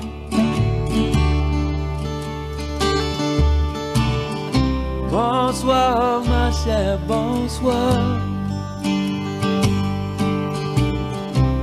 Avant que la nuit tombe sur nous encore, embrasse-moi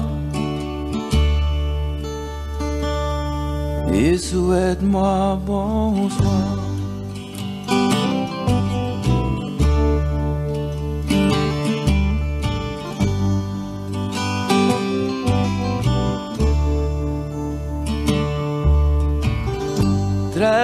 la rivière, c'est ma liberté.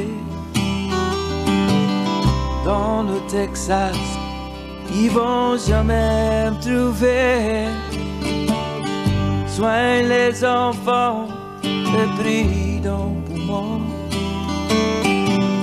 Mais pas l'espoir de se retrouver un beau jour.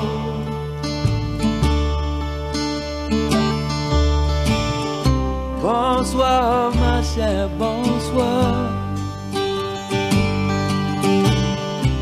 Avant que la nuit tombe sur nous encore, embrasse-moi et souhaite-moi bonsoir.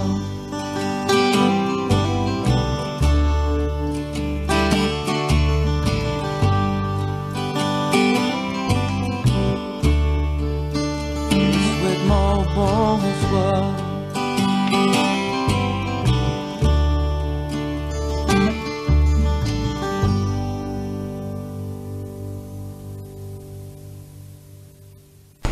Ici Félix-Aimé Saint-Louis. Vous êtes actuellement sur radioinfocité.com. Bonjour, ici Patricia Bazinet, membre de l'équipe du Parti citoyen au pouvoir du Québec. Il me fait plaisir de vous inviter à une émission spéciale vendredi le 21 avril à 20h avec l'animateur François Saint-Louis. Pendant cette émission, le Parti citoyen au pouvoir du Québec va vous annoncer en primeur et en exclusivité le nom de son mandataire pour la circonscription de Gouin. Et il sera avec nous en studio. Le Parti citoyen au pouvoir du Québec sera des partiels dès qu'elles seront enclenchées dans la circonscription de Gouin. De plus, pendant l'émission, vous pourrez interagir avec votre candidat en direct au cours d'une ligne verte.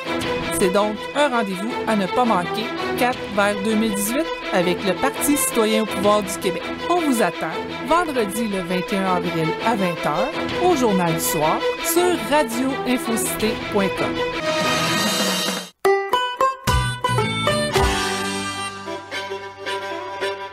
Restez avec nous. Dans quelques minutes, c'est votre Journal du soir avec François Saint-Louis sur radioinfocité.com.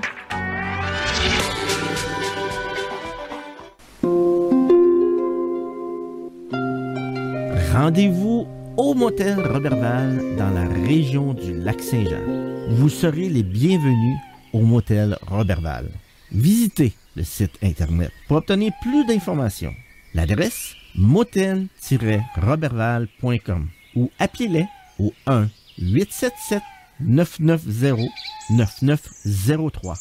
Je répète, motel-roberval.com ou 1-877-990-9903.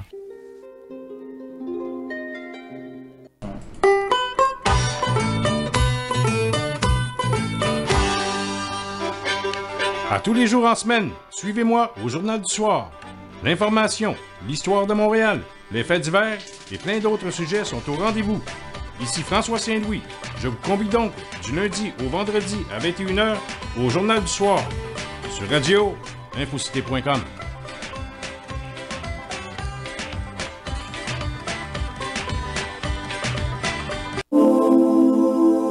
Je m'en souviens.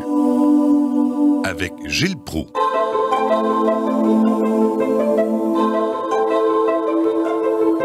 On est toujours plongé dans l'histoire de la Nouvelle-France, les premières heures de notre nation. Chers auditeurs, je vous parlais aussi dans le dernier volet du geste de bravoure de Dollard des Ormeaux, que certains ont décrié, qui était un voyou, un voleur. Faut-il spécifier, il avait des dettes. Il était le commandant en chef du fort de Montréal, donc sous la gouverne de M. de Maisonneuve. Et c'est lui qui lui a demandé d'aller endiguer une invasion qui s'en venait, suite à les informations fournies par un Algonquin.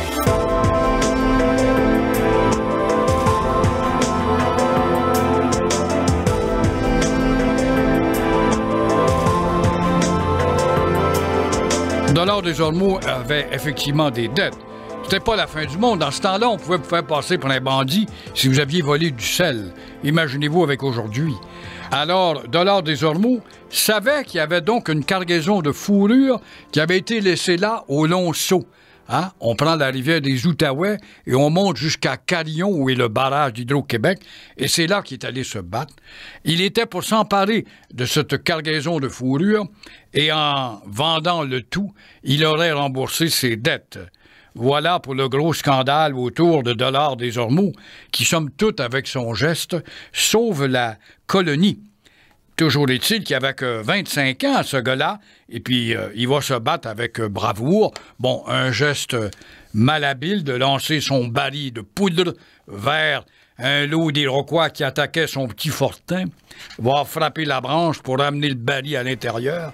Alors, nous voici de retour pour la deuxième heure de l'émission Point de bascule, en compagnie de Alexandre Cormier-Denis et Richard Lehir, moi-même. Rebonsoir à tous. Rebonsoir. Et évidemment, on va rappeler que c'est l'émission du mercredi 19 avril 2017. Voilà. Bon. Alors, on a, je vous ai annoncé, là, en partant, une nouvelle. Ou effectivement, toute une nouvelle, d'ailleurs. Figurez-vous que l'émission radio, l'émission Point de bascule, va bientôt être diffusée sur les ondes d'un poste FM de la région de Montréal. Hein? C'est pas mal, ça? C'est très bien. À la suite d'une collaboration entre radioinfocité.com et le poste CJVD FM, où moi je tiens déjà une chronique hebdomadaire depuis 6 mois, tous les mercredis. Donc 100,1 FM, tous les mercredis. Je pense que ma chronique passe 3 ou 4 fois pendant la journée. Et j'ai établi le contact avec le propriétaire de la station, M. Sauvé, et qui est extrêmement intéressé par ce qu'on fait, et qui m'a proposé de mettre en onde l'émission Point de bascule. C'est super. Alors, à une heure qu'on vous précisera bientôt la prochaine fois. Alors, vous pourrez nous suivre pour ceux qui sont capables de capter. Bon, c'est un poste FM de la région de Montréal. Sur le territoire de Montréal, c'est assez facile de capter la station. Mais évidemment, à l'extérieur de Montréal, ça risque d'être un peu plus compliqué. Sauf si vous avez le câble. Oui. De toute manière, les gens vont toujours pouvoir nous suivre bien sûr. Sur le site de Radio Infocité. D'ailleurs, je tiens à préciser pour les auditeurs qui ne le savent pas, que l'émission est disponible sur la chaîne YouTube de Radio Infocité en soirée même. Hein? Ouais. C'est-à-dire dès le mercredi soir, à peu près 1 heure après la diffusion en direct de l'émission, vous pouvez déjà... en ligne. Oui, en ligne, vous pouvez écouter ça sur YouTube. Vous tapez Radio Infocité, vous allez voir la chaîne de Radio Infocité. Et il y a toutes les émissions de Point de bascule filmées grâce aux caméras de M. François Saint-Louis. Oui. Et aux éclaireurs, bon, en tout cas. Voilà. La prochaine fois, je porterai une cravate comme toi. Ah, ben, mon Dieu. C'est pas nécessaire. Voilà. Alors, voilà la nouvelle qu'on avait à vous annoncer. On considère que c'est une nouvelle assez spectaculaire d'arriver à une petite émission comme la nôtre, là. D'arriver à percer sur le marché du FM, c'est pas mal du tout. Oui, ça veut dire que ça intéresse les gens. Ça intéresse les gens. Voilà. Et voilà, on va revenir brièvement, oui, juste parce Alexandre et moi, pendant la pause, on a réalisé qu'on avait oublié de parler d'un sujet qui pourtant, lui, devrait l'intéresser bien plus que moi. C'est... mais j'ai une petite réserve, Richard. Oui, OK. Faut pas que je fasse trop mon autopromotion. OK. Ben, pour l'instant, l'élection n'est pas déclenchée, vrai, donc vrai. On a toute la liberté. Tout à fait. OK. Et ce dont on veut vous parler, évidemment, c'est l'annonce aujourd'hui de la nomination d'un candidat libéral dans le comté de Gouin. Oui, Jonathan Marleau. Alors, veux-tu nous en parler un petit peu, Alex? Ah ben, écoute, mon cher Richard, c'est l'ancien président de la commission jeunesse du Parti libéral. Alors, je crois qu'il est né à Port-au-Prince, donc en Haïti. Il a grandi en Beauce. Il a défendu... Qu'est-ce qu'il a défendu? Il a défendu... Ah oui, c'est ça. Il était contre la réglementation d'Uber. Donc, il a eu des positions très, disons, libérales, libertariennes, c'est-à-dire contre toute... Finalement... Pour tout ce qui est contre et contre tout ce qui était pour. Oui, toute intervention de l'État envers la régulation de la compagnie Uber. J'ai été un peu curieux, j'ai été voir de quel bois il se chauffait. Ça semble être un fonctionnaire de parti, c'est-à-dire qu'il tient la ligne du parti, il ne semble pas défendre de grandes idées. C'est un poteau. Oui, est-ce que ça va être une future vedette du Parti libéral? Peut-être, on verra, l'avenir nous le dira. Mais je trouve habile, moi, de la part du Parti libéral, d'avoir nommé ce gars-là, qui est issu des... C'est un minoritaire, là. Issu de la diversité. Issu de la diversité, pour employer l'expression à la mode. Oui. OK, et... Contre le candidat qui se veut le défenseur de la diversité. Exactement. Gabriel Nadeau-Dubois. Alors, c'est fort, non, c'est très habile. Ah oui, c'est ça. D'ailleurs, il a fait partie du mouvement des carrés rouges. Hein, ouais, parce qu'il a étudié notamment à l'UQAM. Comme Gabriel Nadeau-Dubois. Exactement, comme Gabriel Nadeau-Dubois. Okay. Donc, oui, effectivement, le Parti libéral est assez stratégique, c'est-à-dire qu'il joue un peu sur les mêmes terres et il essaie un peu de, comment je dirais, de secouer le cocotier. Oui, voilà, et puis de déstabiliser son adversaire. C'est ça. Pourquoi pas. Et je pense que c'est très habile de la part du Parti libéral. Alors, le Parti québécois, lui, n'opposera... Personne. Personne. La CAQ non plus. Hein. La CAQ non plus? La CAQ a décidé renoncé. de ne pas présenter de candidat. Wow! Parce qu'ils veulent garder leur argent pour 2018. De toute manière, j'ai regardé les statistiques. La CAQ avait fait 2% aux dernières élections générales dans le comté de Gouin. Donc, ils savaient que c'était de l'argent perdu. Quoi. Ils ont décidé de ne pas y aller. En attendant 2018, peut-être qu'en 2018, ils vont présenter un candidat, on verra bien. Puis le PQ est rendu à emprunter auprès de ses députés. Sans commentaire. Sans commentaire. C'est pathétique. OK. Alors bon, voilà. As-tu quelque chose que tu veux rajouter au sujet de cette candidature-là? Non. Non? OK. OK. Parfait. Alors, je précise, parce que Alexandre ne le fera pas, tout modeste qu'il est, que c'est lui qui va être le candidat du Parti indépendantiste dans le comté de Gouin. Pour qu'il y ait au moins une voix patriote pour les électeurs de Gouin. Alexandre, tu peux compter sur mon travail actif à tes côtés. Superbe. Voilà. Alors, on va maintenant aborder les thèmes qui sont généralement ceux de la deuxième heure, de politique internationale, et puis évidemment, le gros sujet de l'heure, il y en a 4. Hein? 4 gros sujets là qu'on va aborder. Ça va être la France, les États-Unis, la Syrie et la Corée. Et c'est difficile de dire dans quel ordre. Mais en fait, on va... Compte tenu. Oui. Si on devait y aller sous l'angle... on devait commencer par les priorités, tiens, on va le faire ça.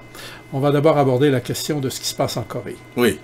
Parce que là, vraiment, là, c'est la brume totale. On a appris la semaine dernière que les États-Unis, sous les ordres du président Trump, avaient dépêché au large de la péninsule coréenne une armada, disait-il. Oui, des porte-avions. Okay, avec le porte-avions Carl Vinson et tous les navires qui gravitent autour d'un porte-avions. Oui. Ça fait une escadre, ça représente une douzaine de navires, à peu près au total, quand tu mets tout. Oui, donc des millions et des millions de dollars. Des millions de dollars. Et puis, évidemment, tous ces porte-avions, il y a des avions, donc, et puis il y a des avions qui lancent des missiles. Ah! OK? Ouais, c'est nouveau, ça. Non. Et puis... petit malin. Et... donc, mais au cours de la fin de semaine, surprise, on découvre que le Carl Vinson n'était pas du tout là. En fait, il venait de traverser les îles le golfe de la Sonde en Indonésie. Ah, mais c'est quand même un peu là, éloigné de la Corée du Nord. C'est un peu éloigné. Ça. En fait, quand Trump a dit qui s'en allait en direction de la péninsule coréenne. Ouais. En fait, il s'en allait exactement dans le sens contraire. Et c'est uniquement en fin de semaine, lorsque un internaute a fait paraître sur le réseau, le web, une photographie du Carl Vinson traversant le golfe de la Sonde, le détroit des îles de la Sonde, qu'on a découvert que le Carl Vinson n'était pas du tout où Trump avait dit qu'il était.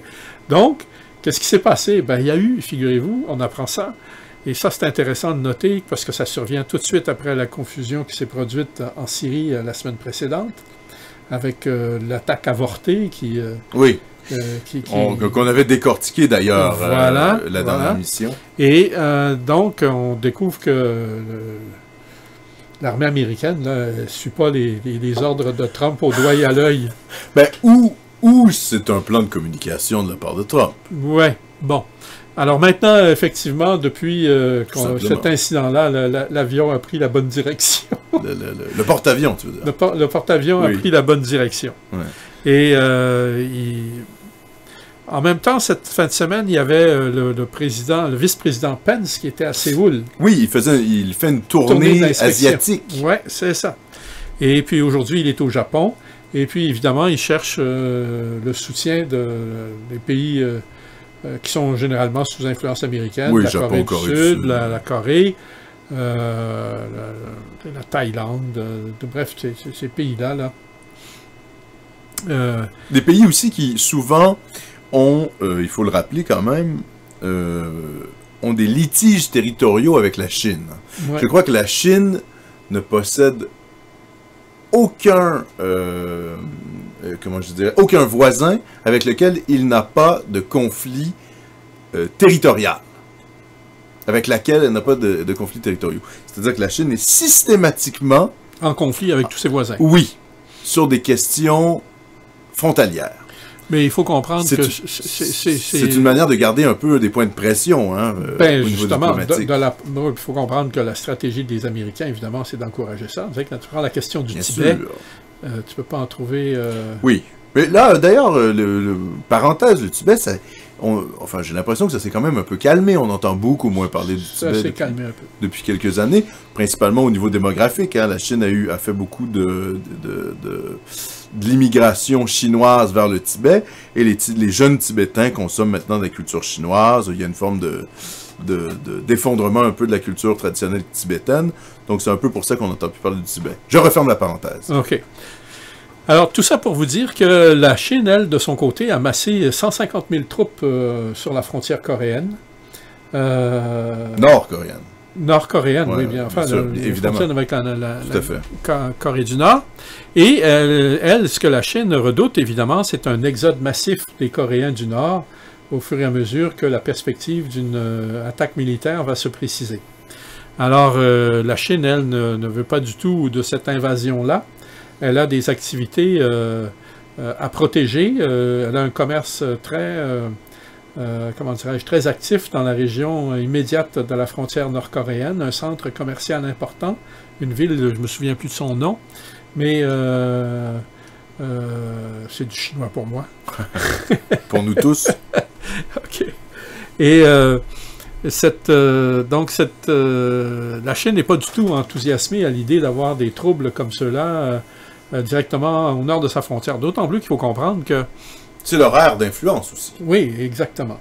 Parce que finalement, la Corée du Nord, on peut quand même considérer ça comme une espèce de protectorat chinois. Et puis, il faut comprendre que la guerre de Corée, lorsqu'elle a eu lieu, c'est la Chine, avec un moindre degré, la Russie, qui a repoussé la frontière. Qui a repoussé la frontière. Et il faut comprendre que l'armistice de la guerre de Corée n'a jamais été signé. Autrement dit, officiellement, les États-Unis sont encore en guerre dans ce coin-là du monde. Okay? Mais même, je pense que c'est l'ONU elle-même qui a été repoussée. C'est-à-dire que c'était une intervention onusienne, la guerre de Corée. Je ne me souviens pas. Oui, je pense que oui. C'est très particulier, le cas de la Corée. Et c'est un peu ce qui a annoncé les tensions de la guerre froide. C'était le premier conflit majeur qui allait annoncer ce qui allait se passer. Alors là, c'est là que le président Truman avait succombé aux adjudications pas des adjudications, aux adjurations de John Foster Dulles, qui était le directeur de la CIA. En fait, il y en avait deux. Il y avait Alan Foster Dulles, qui était le directeur de la CIA, et il y avait John Foster Dulles, qui était son secrétaire d'État. OK? Militaire. Secrétaire d'État, donc ministre des Affaires étrangères. Et les deux s'entendaient comme deux frères, hein? Et puis avaient poussé Truman à la guerre en Corée. Le problème, c'est que cette guerre-là était extrêmement violente. En l'espace d'1 an, il y a eu pas loin comme quelque chose comme 500 000 morts. Et puis, à partir de ce moment-là, quand tout le monde a vu à quel point c'était une guerre qui coûtait très, très cher en vie humaine, on a modéré un peu les transports et puis on a essayé de faire des négociations. Les négociations ont duré pas loin de 2 ans et ont abouti finalement à cette séparation entre la Corée du Nord et la Corée du Sud avec une ligne de démarcation, une ligne démilitarisée, une zone démilitarisée de 3 kilomètres qui se partagent de chaque côté de la frontière. Et qui est une zone... mais qui partage finalement la péninsule coréenne. Oui.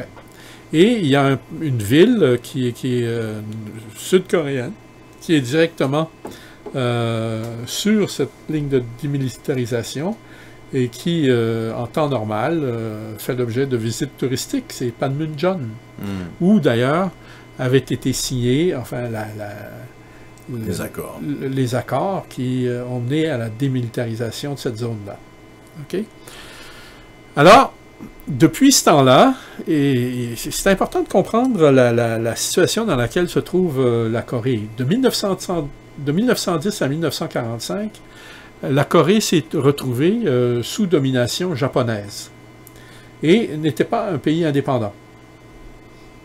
Il a recouvré son indépendance en 1945 et là, il s'est retrouvé déchiré par des factions qui tiraillaient du nord ou du sud, OK, et qui étaient probablement aussi sous l'influence de la Chine, oui, voilà, hein, et de la Russie. Bien sûr. OK. Alors, dès 1949, la situation était devenue presque impossible, 48-49 en Corée, et la guerre a été déclenchée en 1950. Mais déjà avant ça, là, c'était... Et jamais le pays n'avait pu regagner, si tu veux, une indépendance politique pendant une période suffisamment longue pour être capable de s'organiser. Et finalement, il s'est retrouvé fracturé en deux à l'issue de la guerre de Corée entre le Nord et le Sud. Du côté du... puis, en fait, il y avait tout à l'époque le rôle que le communisme jouait. Donc, les Américains, eux, avaient considéré qu'il fallait empêcher le communisme de triompher en Corée, et en vertu de la fameuse théorie des dominos. Oui, évidemment. Qui avait été... si un pays tombe, il va entraîner les autres pays. Tous les autres, c'est ça. Voilà. Sauf que ça coûtait très cher. Mais la guerre de Corée est évidemment... comment dirais-je, il faut comprendre qu'à cette époque-là, dans toute l'Asie, là, il y avait, ça bouillonnait, hein? Et la France, elle, était prise avec l'Indochine contre le Viet Cong. Ouais. OK? Il y avait l'influence communiste là aussi, tu comprends? Et les Français vont quitter, eux, l'Indochine en 1954 à la suite de Dien Bien Phu. Enfin, quand on dit ils vont quitter, c'est pas vrai parce que sur le plan commercial, ils sont demeurés très actifs, notamment par tout le secteur bancaire qui est resté, imagine-toi, actif jusqu'en 1960, jusqu'à la chute de Saigon. Ah ben, mon Dieu. Tu te rends compte? Jusqu'à la chute de Saigon, de 1954 à 1975, donc, les banques françaises étaient les banques les plus actives en Indochine. Et c'est ça qui a permis à De Gaulle, dans les années 60, de racheter autant d'or aux Américains en leur renvoyant les dollars que ramassaient les banques françaises au Vietnam. Mais bref, oui, c'est vrai que l'histoire de l'Asie, à cette époque, évidemment, avec le contexte de la guerre froide, ça brassait pas mal. Il faut comprendre que ça s'est jamais réglé. Exact. Et finalement, ce qu'on vit aujourd'hui, là, c'est une résurgence du passé. Oui. OK? Et finalement, la Corée du Nord est devenue une espèce de monarchie communiste. Oui, mais en même temps, une monarchie inquiète, parce que, d'abord, il n'y a pas de traité de paix. Et puis, dès 1950, ils se sont fait menacer par les Américains. C'est le général Eisenhower, en 1952, quand il a voulu mettre fin à la guerre de Corée, à laquelle il était opposé. Eisenhower avait menacé les Coréens du Nord de leur lancer une bombe atomique sur la tête. Hein? Alors, les Nord-Coréens vivent dans cette hantise-là depuis ce temps-là, et c'est la raison pour laquelle ils ont cherché et sont parvenus à développer une capacité nucléaire. Probablement quand même avec l'aide de la Chine. Avec l'aide de la Chine, avec l'aide de la Russie, en sous-main. Okay, avec l'aide du Pakistan. Parce que quand même, on peut quand même peut-être se dire que la Corée du Nord, c'est un peu aussi un joujou diplomatique de la Chine, ou en tout cas c'est instrumentalisé par la Chine, pour finalement faire pression sur, disons, des rivaux régionaux de la Chine communiste aussi. Ouais. Hein. C'est-à-dire que quand finalement la Corée du Nord menace le Japon, menace la Corée du Sud, finalement, parfois, ça doit quand même faire pas mal l'affaire des Chinois. Mais c'est évident, c'est évident. Les Chinois là-dessus, là, tu comprends. Alors, il faut être bien conscient d'une chose. Si ce n'était de la Chine, le régime nord-coréen serait tombé depuis longtemps.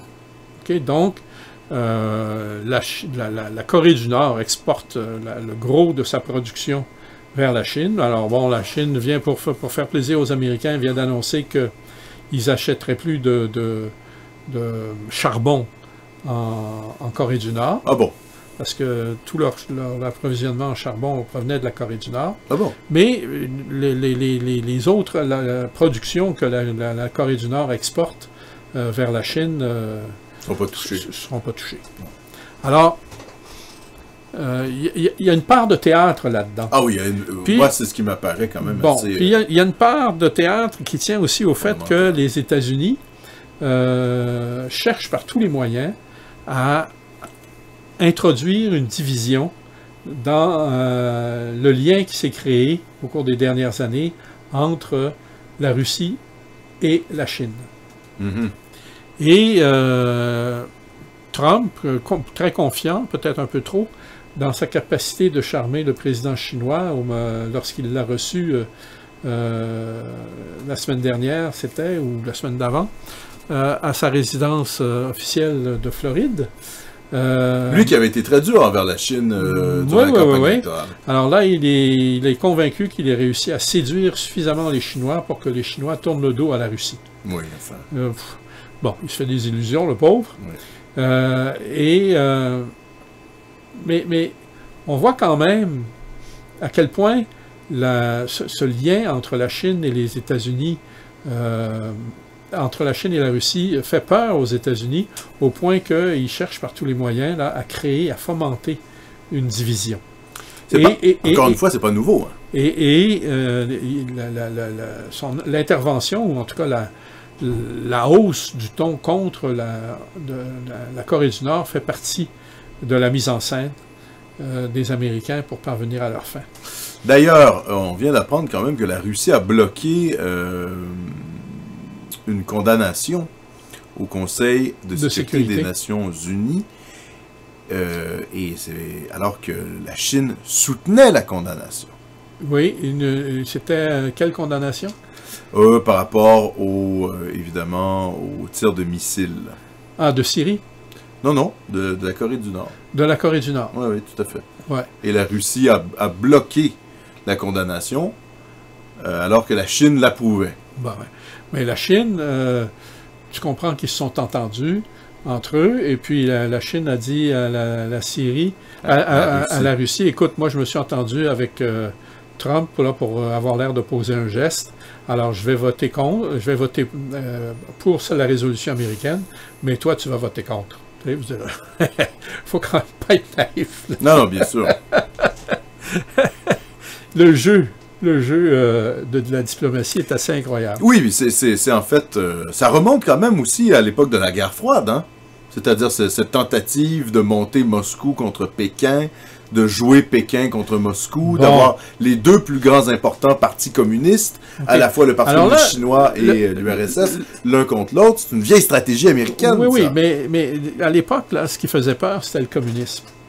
Ce qui fait peur aujourd'hui, c'est la puissance économique combinée de la Russie et de la Chine. L'Eurasie. L'Eurasie.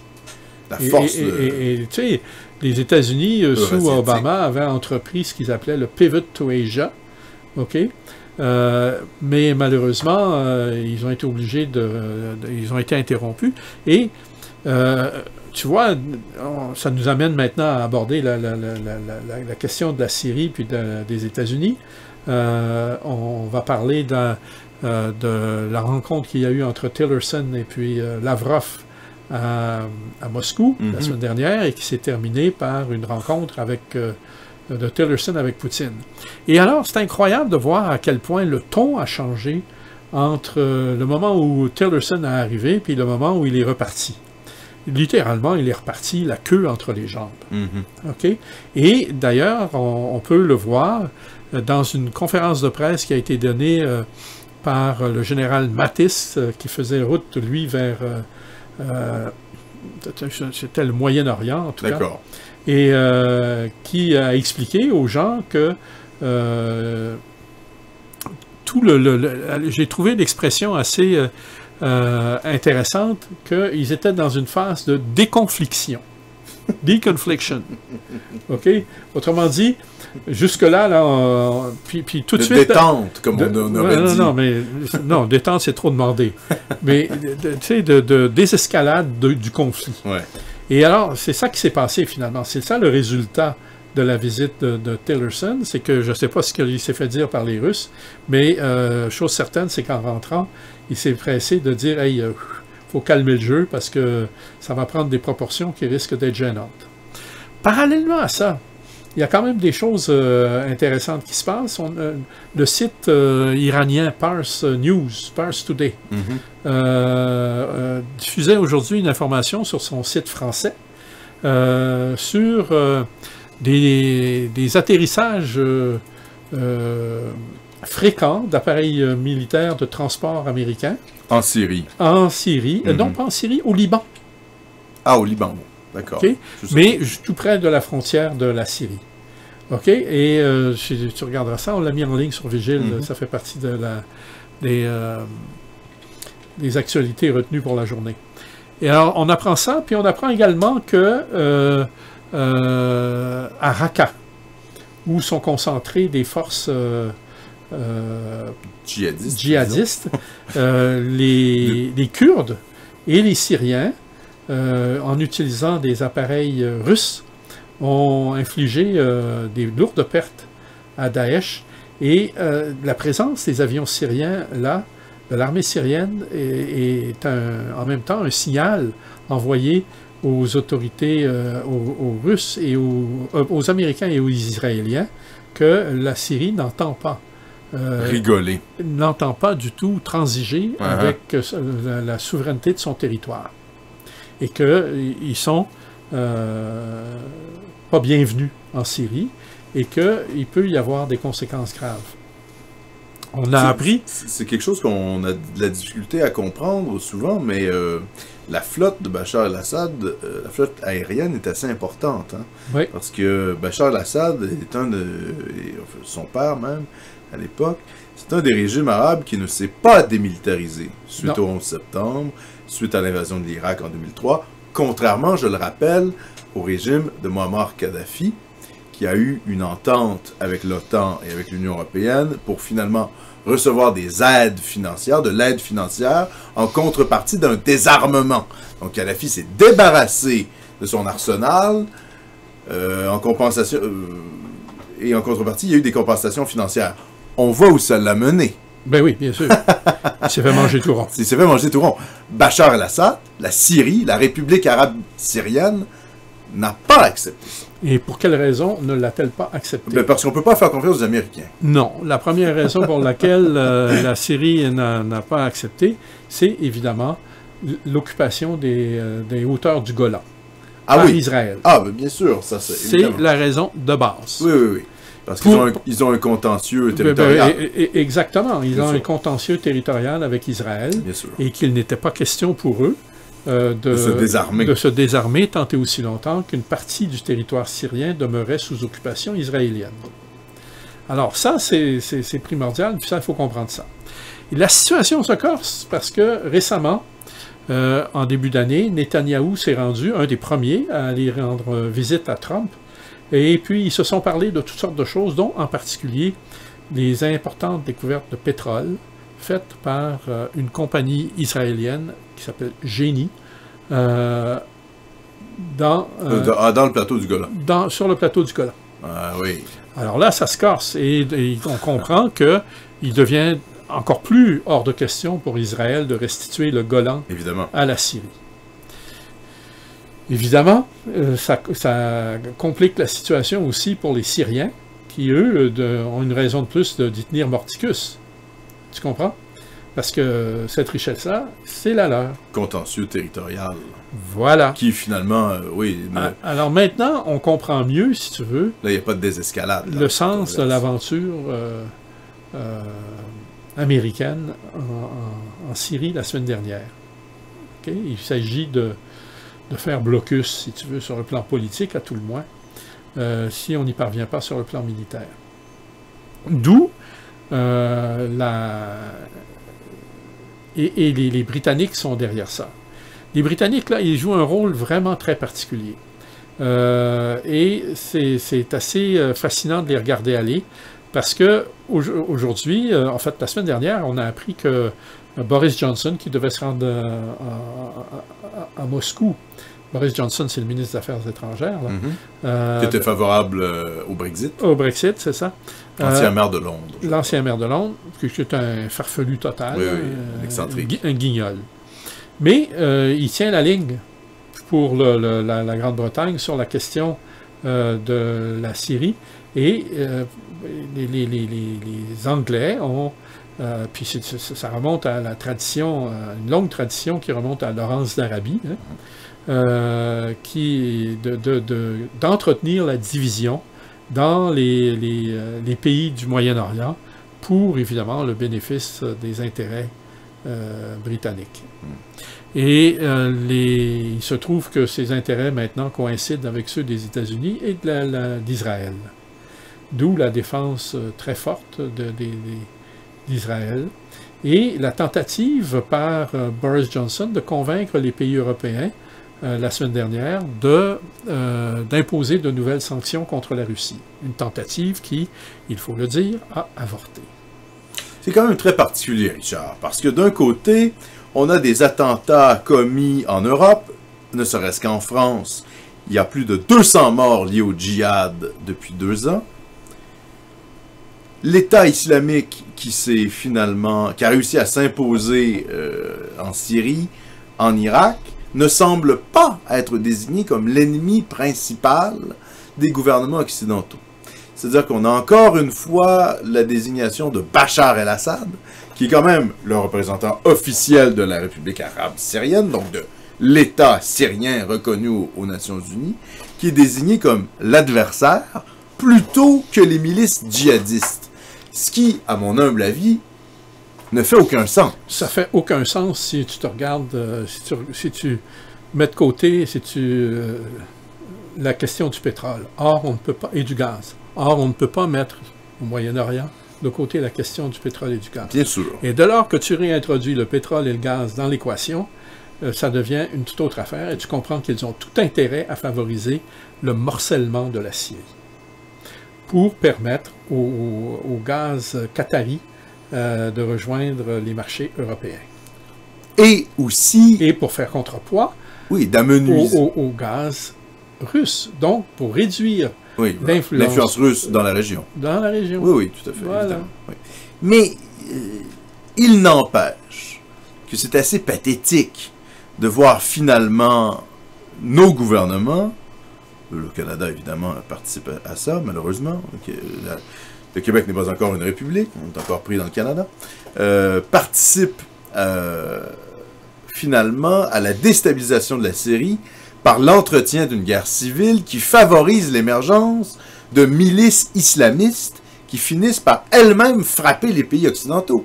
Je veux dire, il y a quelque chose qui est quand même assez délirant. Si on détermine que l'ennemi principal, c'est le djihad et c'est le fondamentalisme islamique, il me semble que c'est la moindre des choses. Alors évidemment, il y a des questions géopolitiques qui rentrent en jeu, mais il me semble que supporter le gouvernement légitime de Bachar al-Assad me semble faire le plus de sens. Mais c'est parce que, sauf si, comme je te le dis, tu rentres le gaz et le pétrole dans l'équation.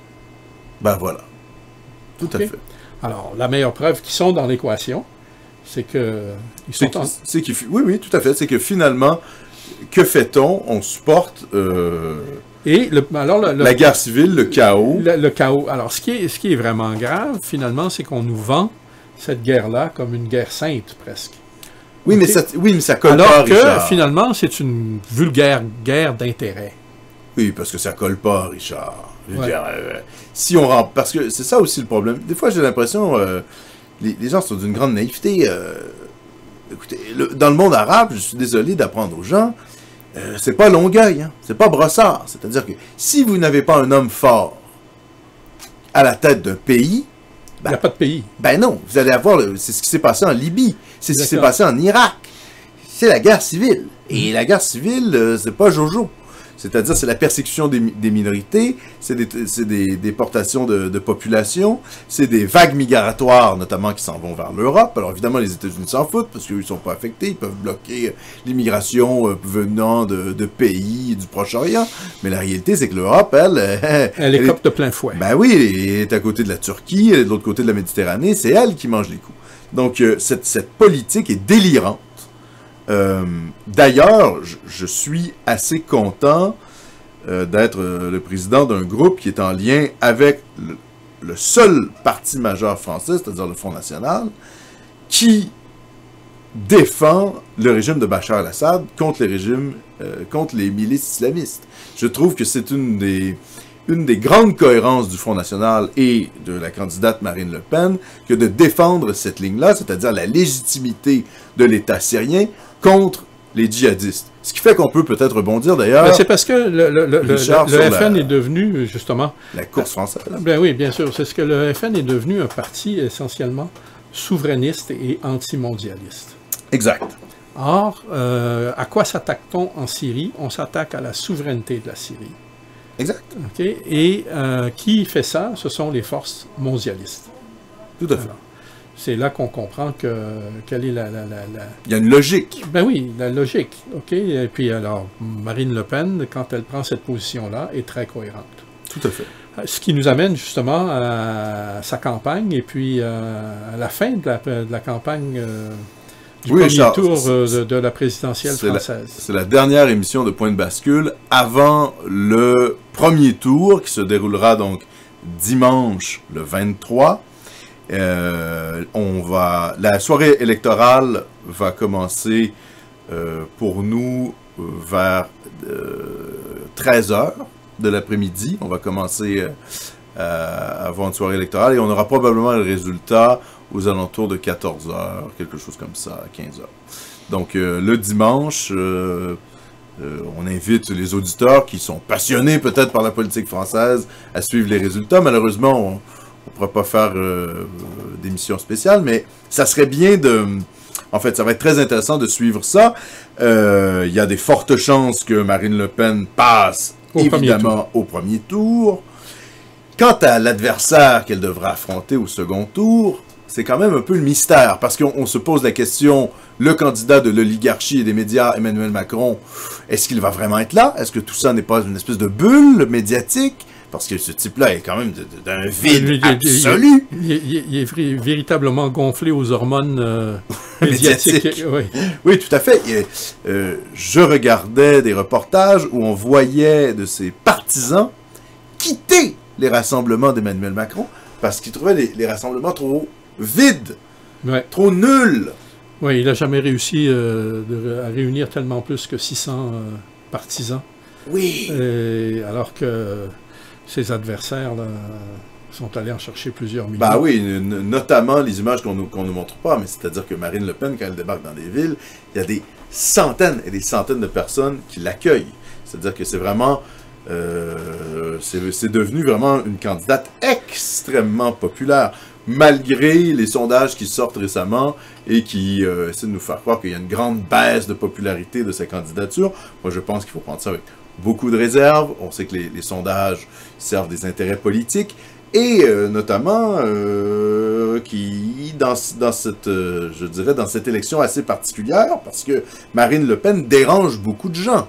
Je rappelle que tous les grands patrons des médias, des groupes industriels, de la presse, Pierre Berger, Dassault, etc., tous ces gens-là supportent ouvertement Emmanuel Macron, qui est vraiment le candidat, là, je dirais, de l'oligarchie en place, de l'Union européenne, des lobbies financiers, et qu'on ne veut absolument pas voir Marine Le Pen élue à la tête de la France pour ces raisons-là, parce qu'elle remet en cause l'establishment français, tant au niveau industriel que médiatique, que politique, et aussi au niveau, je dirais, fédéral, c'est-à-dire sur le plan de l'Union européenne.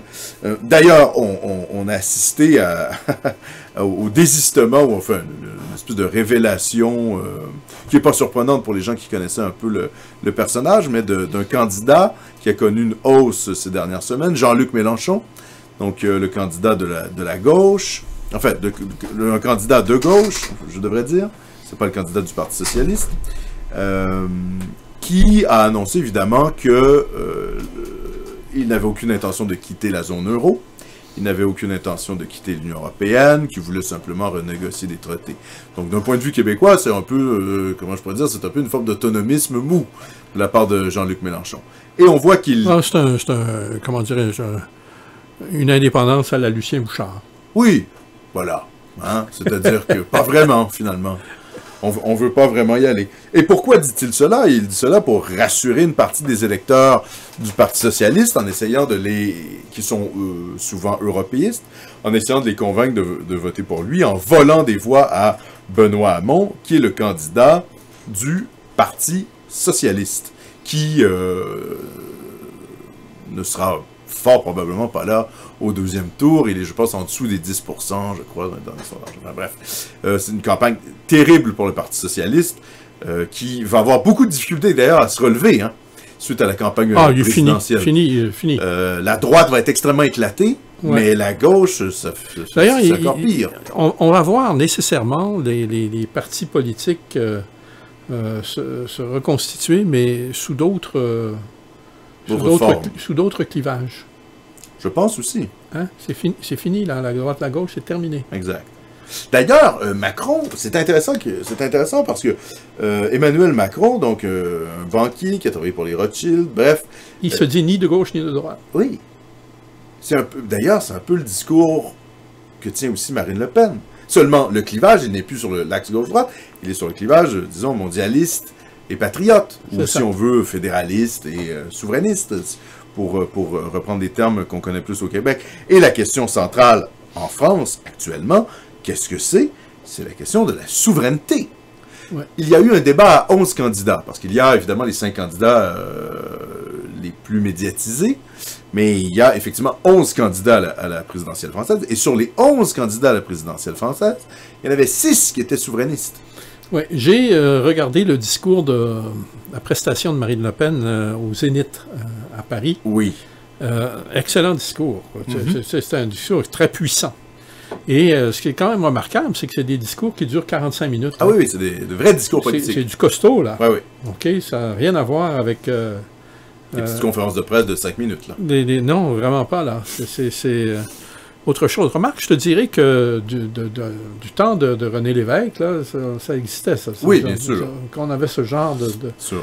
Mais, le tribun. Oui. Puis Bourgault, évidemment. N'en parlons pas. Mais sans note. C'était aussi l'époque où Castro, lui, faisait des discours de 6 heures. Okay? Alors... Bon, ça, c'est autre chose quand même. Oui, mais bon, les choses ont bien changé, puis aujourd'hui, si tu fais pas un discours tu sais, qui peut être réduit à des clips de 30 secondes... Exactement. Voilà. Ça vaut pas la peine. Ça vaut pas la peine. Donc, on va suivre ce qui se passe en France. C'est à suivre avec énormément d'intérêt parce que ça va avoir des répercussions profondes. Et puis... pas juste sur la vie politique française. Sur la vie politique québécoise. Sur la vie politique québécoise. Oui, ça va changer l'ambiance au Québec. Sur l'Europe aussi. Ah ben là, sur l'Europe, ça va être incroyable. Incroyable. D'ailleurs, petite parenthèse, pour pas qu'on oublie, la première ministre britannique, Mme May, vient d'avoir l'approbation du Parlement pour déclencher des élections. Oui. Parce qu'elle veut avoir un gouvernement fort, pour avoir un mandat fort, pour appliquer un Brexit fort. Alors là, j'ai vu l'apparition de nouveaux termes dans le discours public. Je ne sais pas si tu as remarqué ça, Richard. Hard Brexit. Oui. Alors, il y aura un Brexit soft, doux, et un Brexit dur. Alors, qu'est-ce que c'est que cette chose? Alors, c'est très intéressant parce que figure-toi donc que en même temps que ça se passe, les Européens ont annoncé des mesures pour fermer la porte à tous les contrats publics à l'Angleterre. Avant même autrement dit, là, les Anglais sont désormais exclus. L'Union européenne vient de les exclure de toute participation à des appels d'offres. Pour les contrats publics. Pour les contrats publics. Ah! Tu comprends que pour l'Angleterre, c'est lourd. Et puis, ça, en même temps, tu comprends que ça ouvre une dynamique d'escalade. Ben ouais. Hein? Et nécessairement, il va y avoir des représailles, une réaction de la part de l'Angleterre. Et ça va durcir la résolution de l'Angleterre contre l'Europe. Donc, il faut s'attendre à ce que l'Angleterre elle-même lance des coups de semonce qui vont faire mal à l'Europe, à l'Union européenne. OK? Et alors, tu vois tout de suite là dans quelle dynamique d'escalade on est désormais engagé. Ce qui semblait peu probable pour, disons, beaucoup de gens il y a 5 ans, c'est-à-dire l'éclatement de l'Union européenne, semble... Il y a même 2 ans. Il y a même 2 ans, semble se confirmer de jour en jour. En fait, c'est une hypothèse qui se confirme de jour en jour. On se demande même comment réellement l'Union européenne va pouvoir être sauvée. Hein. Et puis, déjà, il y a des échéances très... électorales. Non, oui, mais il y a des échéances électorales pour l'Allemagne, il y en a maintenant l'Angleterre, l'Italie. Oui. OK? L'Angleterre vient de se rajouter. Oui. Puis, il y a d'autres échéances, hein? La Grèce est de nouveau sur le bord de la faillite et effectivement, elle va être en faillite au mois de juillet. OK, donc, elle attend des secours européens. Comprends-tu que dans la situation actuelle, ça va être difficile pour l'Europe là de s'entendre sur des mesures de secours pour la Grèce. Et ça a donc placé la Grèce dans une situation assez épouvantable où elle n'aura pas d'autre choix que de quitter. Alors, elle qui a fait beaucoup de compromis, d'ailleurs. Ce qu'elle va être réduite à faire, c'est à ne plus honorer ses engagements et attendre de se faire foutre dehors. De l'Union européenne. De l'Union européenne. Là encore, tu vois la dynamique dans laquelle on s'engage. Okay? C'est une dynamique d'éclatement. Total. Et c'est sans compter sur... l'influence que pourra avoir sur cette situation les résultats de la consultation présidentielle et ensuite des législatives en France. Tout à fait. Parce qu'il faut comprendre qu'après les présidentielles, il y a des législatives. Exact. Alors pour les gens qui peut-être supportent Marine Le Pen et qui seraient déçus de sa non-élection, dans le cas où elle ne serait pas élue présidente de la République, je rappelle qu'effectivement, comme tu viens de le préciser, Richard, les électeurs risquent de se venger sur les législatives. Et il y a de fortes chances que le Front national ait des très, très, très, très bons scores. Oui. D'autant plus que Macron, supposons que ce soit lui qui soit élu, n'a pas de parti. N'a pas de parti. Alors, comment va-t-il mobiliser tout à fait pour des troupes pour se dégager une majorité de gouvernement? Oui. Alors, il va être placé dans une situation intenable. Il a comme soutien un ancien chef du Parti communiste, Robert Hue, et des économistes libéraux. Donc, c'est vraiment une espèce de coalition complètement disparate qui est derrière Macron. Il n'y a pas d'unité de parti. Et sans organisation politique solide. Ah ben oui. Alors, bon, et supposons maintenant que ce soit Fillon qui soit élu, ben la droite, elle est en pleine... elle est en crise. Elle est en crise. Sauf que la droite a des réflexes de pouvoir suffisamment solides pour... tenir peut-être... être capable de se boucher le nez pour reprendre le pouvoir. Oui, peut-être. Mais, si Fillon, par exemple, et c'est une possibilité, est éliminé dès le premier tour, la droite va se retrouver un peu sans chef. Parce que là, Fillon, il va être complètement dégagé, il va être discrédité à cause des affaires. Qui va se retrouver? Sarkozy est hors jeu. Donc, qui va se retrouver chef de la droite française? Ça va être, disons, la dispersion à la fois de la droite et à la fois la désintégration totale du Parti socialiste. Il faut comprendre aussi qu'en France... C'est un redécoupage de la vie politique. En France, tu peux être appelé comme premier ministre sans nécessairement être attaché à un parti. Effectivement. OK? Donc, supposons que ce soit Macron qui soit élu président. OK? Qui irait-il chercher comme premier ministre, sachant en outre qu'il n'a aucune force politique? Est-ce qu'il va aller chercher Sarkozy, Hollande? OK? Fillon, c'est sûrement pas. OK? On voit là tout de suite le merdier là, qui se prépare. Parce que les présidentielles, là, c'est le premier tableau. Oui, celui-là est encore assez clair. Mais je vous prie de me croire que pour le deuxième, les législatives, c'est la bouteille d'encre. Hein? Oui, on n'a aucune idée. OK? Et ça va vraiment être intéressant. Si c'est Marine Le Pen qui est élue, elle va devoir se choisir un chef de gouvernement qui n'appartiendra pas au Front National, tout simplement parce qu'il n'y a pas au Front National quelqu'un qui a l'envergure nécessaire pour faire ce travail-là. Peut-être Philippe de Villiers. Peut-être Philippe de Villiers. Ça, c'est ce que je crois, certainement. Issu de la droite classique. Voilà. Mais souverainiste. Mais souverainiste. Oui, oui, évidemment. OK, c'est la condition sine qua non. Bien sûr, bien sûr. Okay. Probablement un ralliement aussi de Nicolas Dupont-Aignan. Dupont-Aignan, voilà. On peut s'attendre à quelque chose comme... Et puis, il y en aura d'autres. Et il y en aura d'autres. Henri Guénaud, peut-être, on verra. Ouais. Alors, vraiment, là, on est en face d'une situation qui va nous réserver plein de surprises d'ici à mardi prochain. Et c'est la fin. Notre ami François vient de faire irruption, brutalement, dans le studio. On va encore gager, hein? On va encore miser, hein? Parier. Oui. L'as-tu dit? Non, je ne l'ai pas dit, tu le diras. OK, et je vous rappelle que vous étiez à l'écoute de Point de bascule, radioinfocité.com, l'émission du mercredi 19 avril. On vous revoit même poste. La semaine prochaine, après le premier tour des présidentielles françaises. Après le premier tour des présidentielles françaises.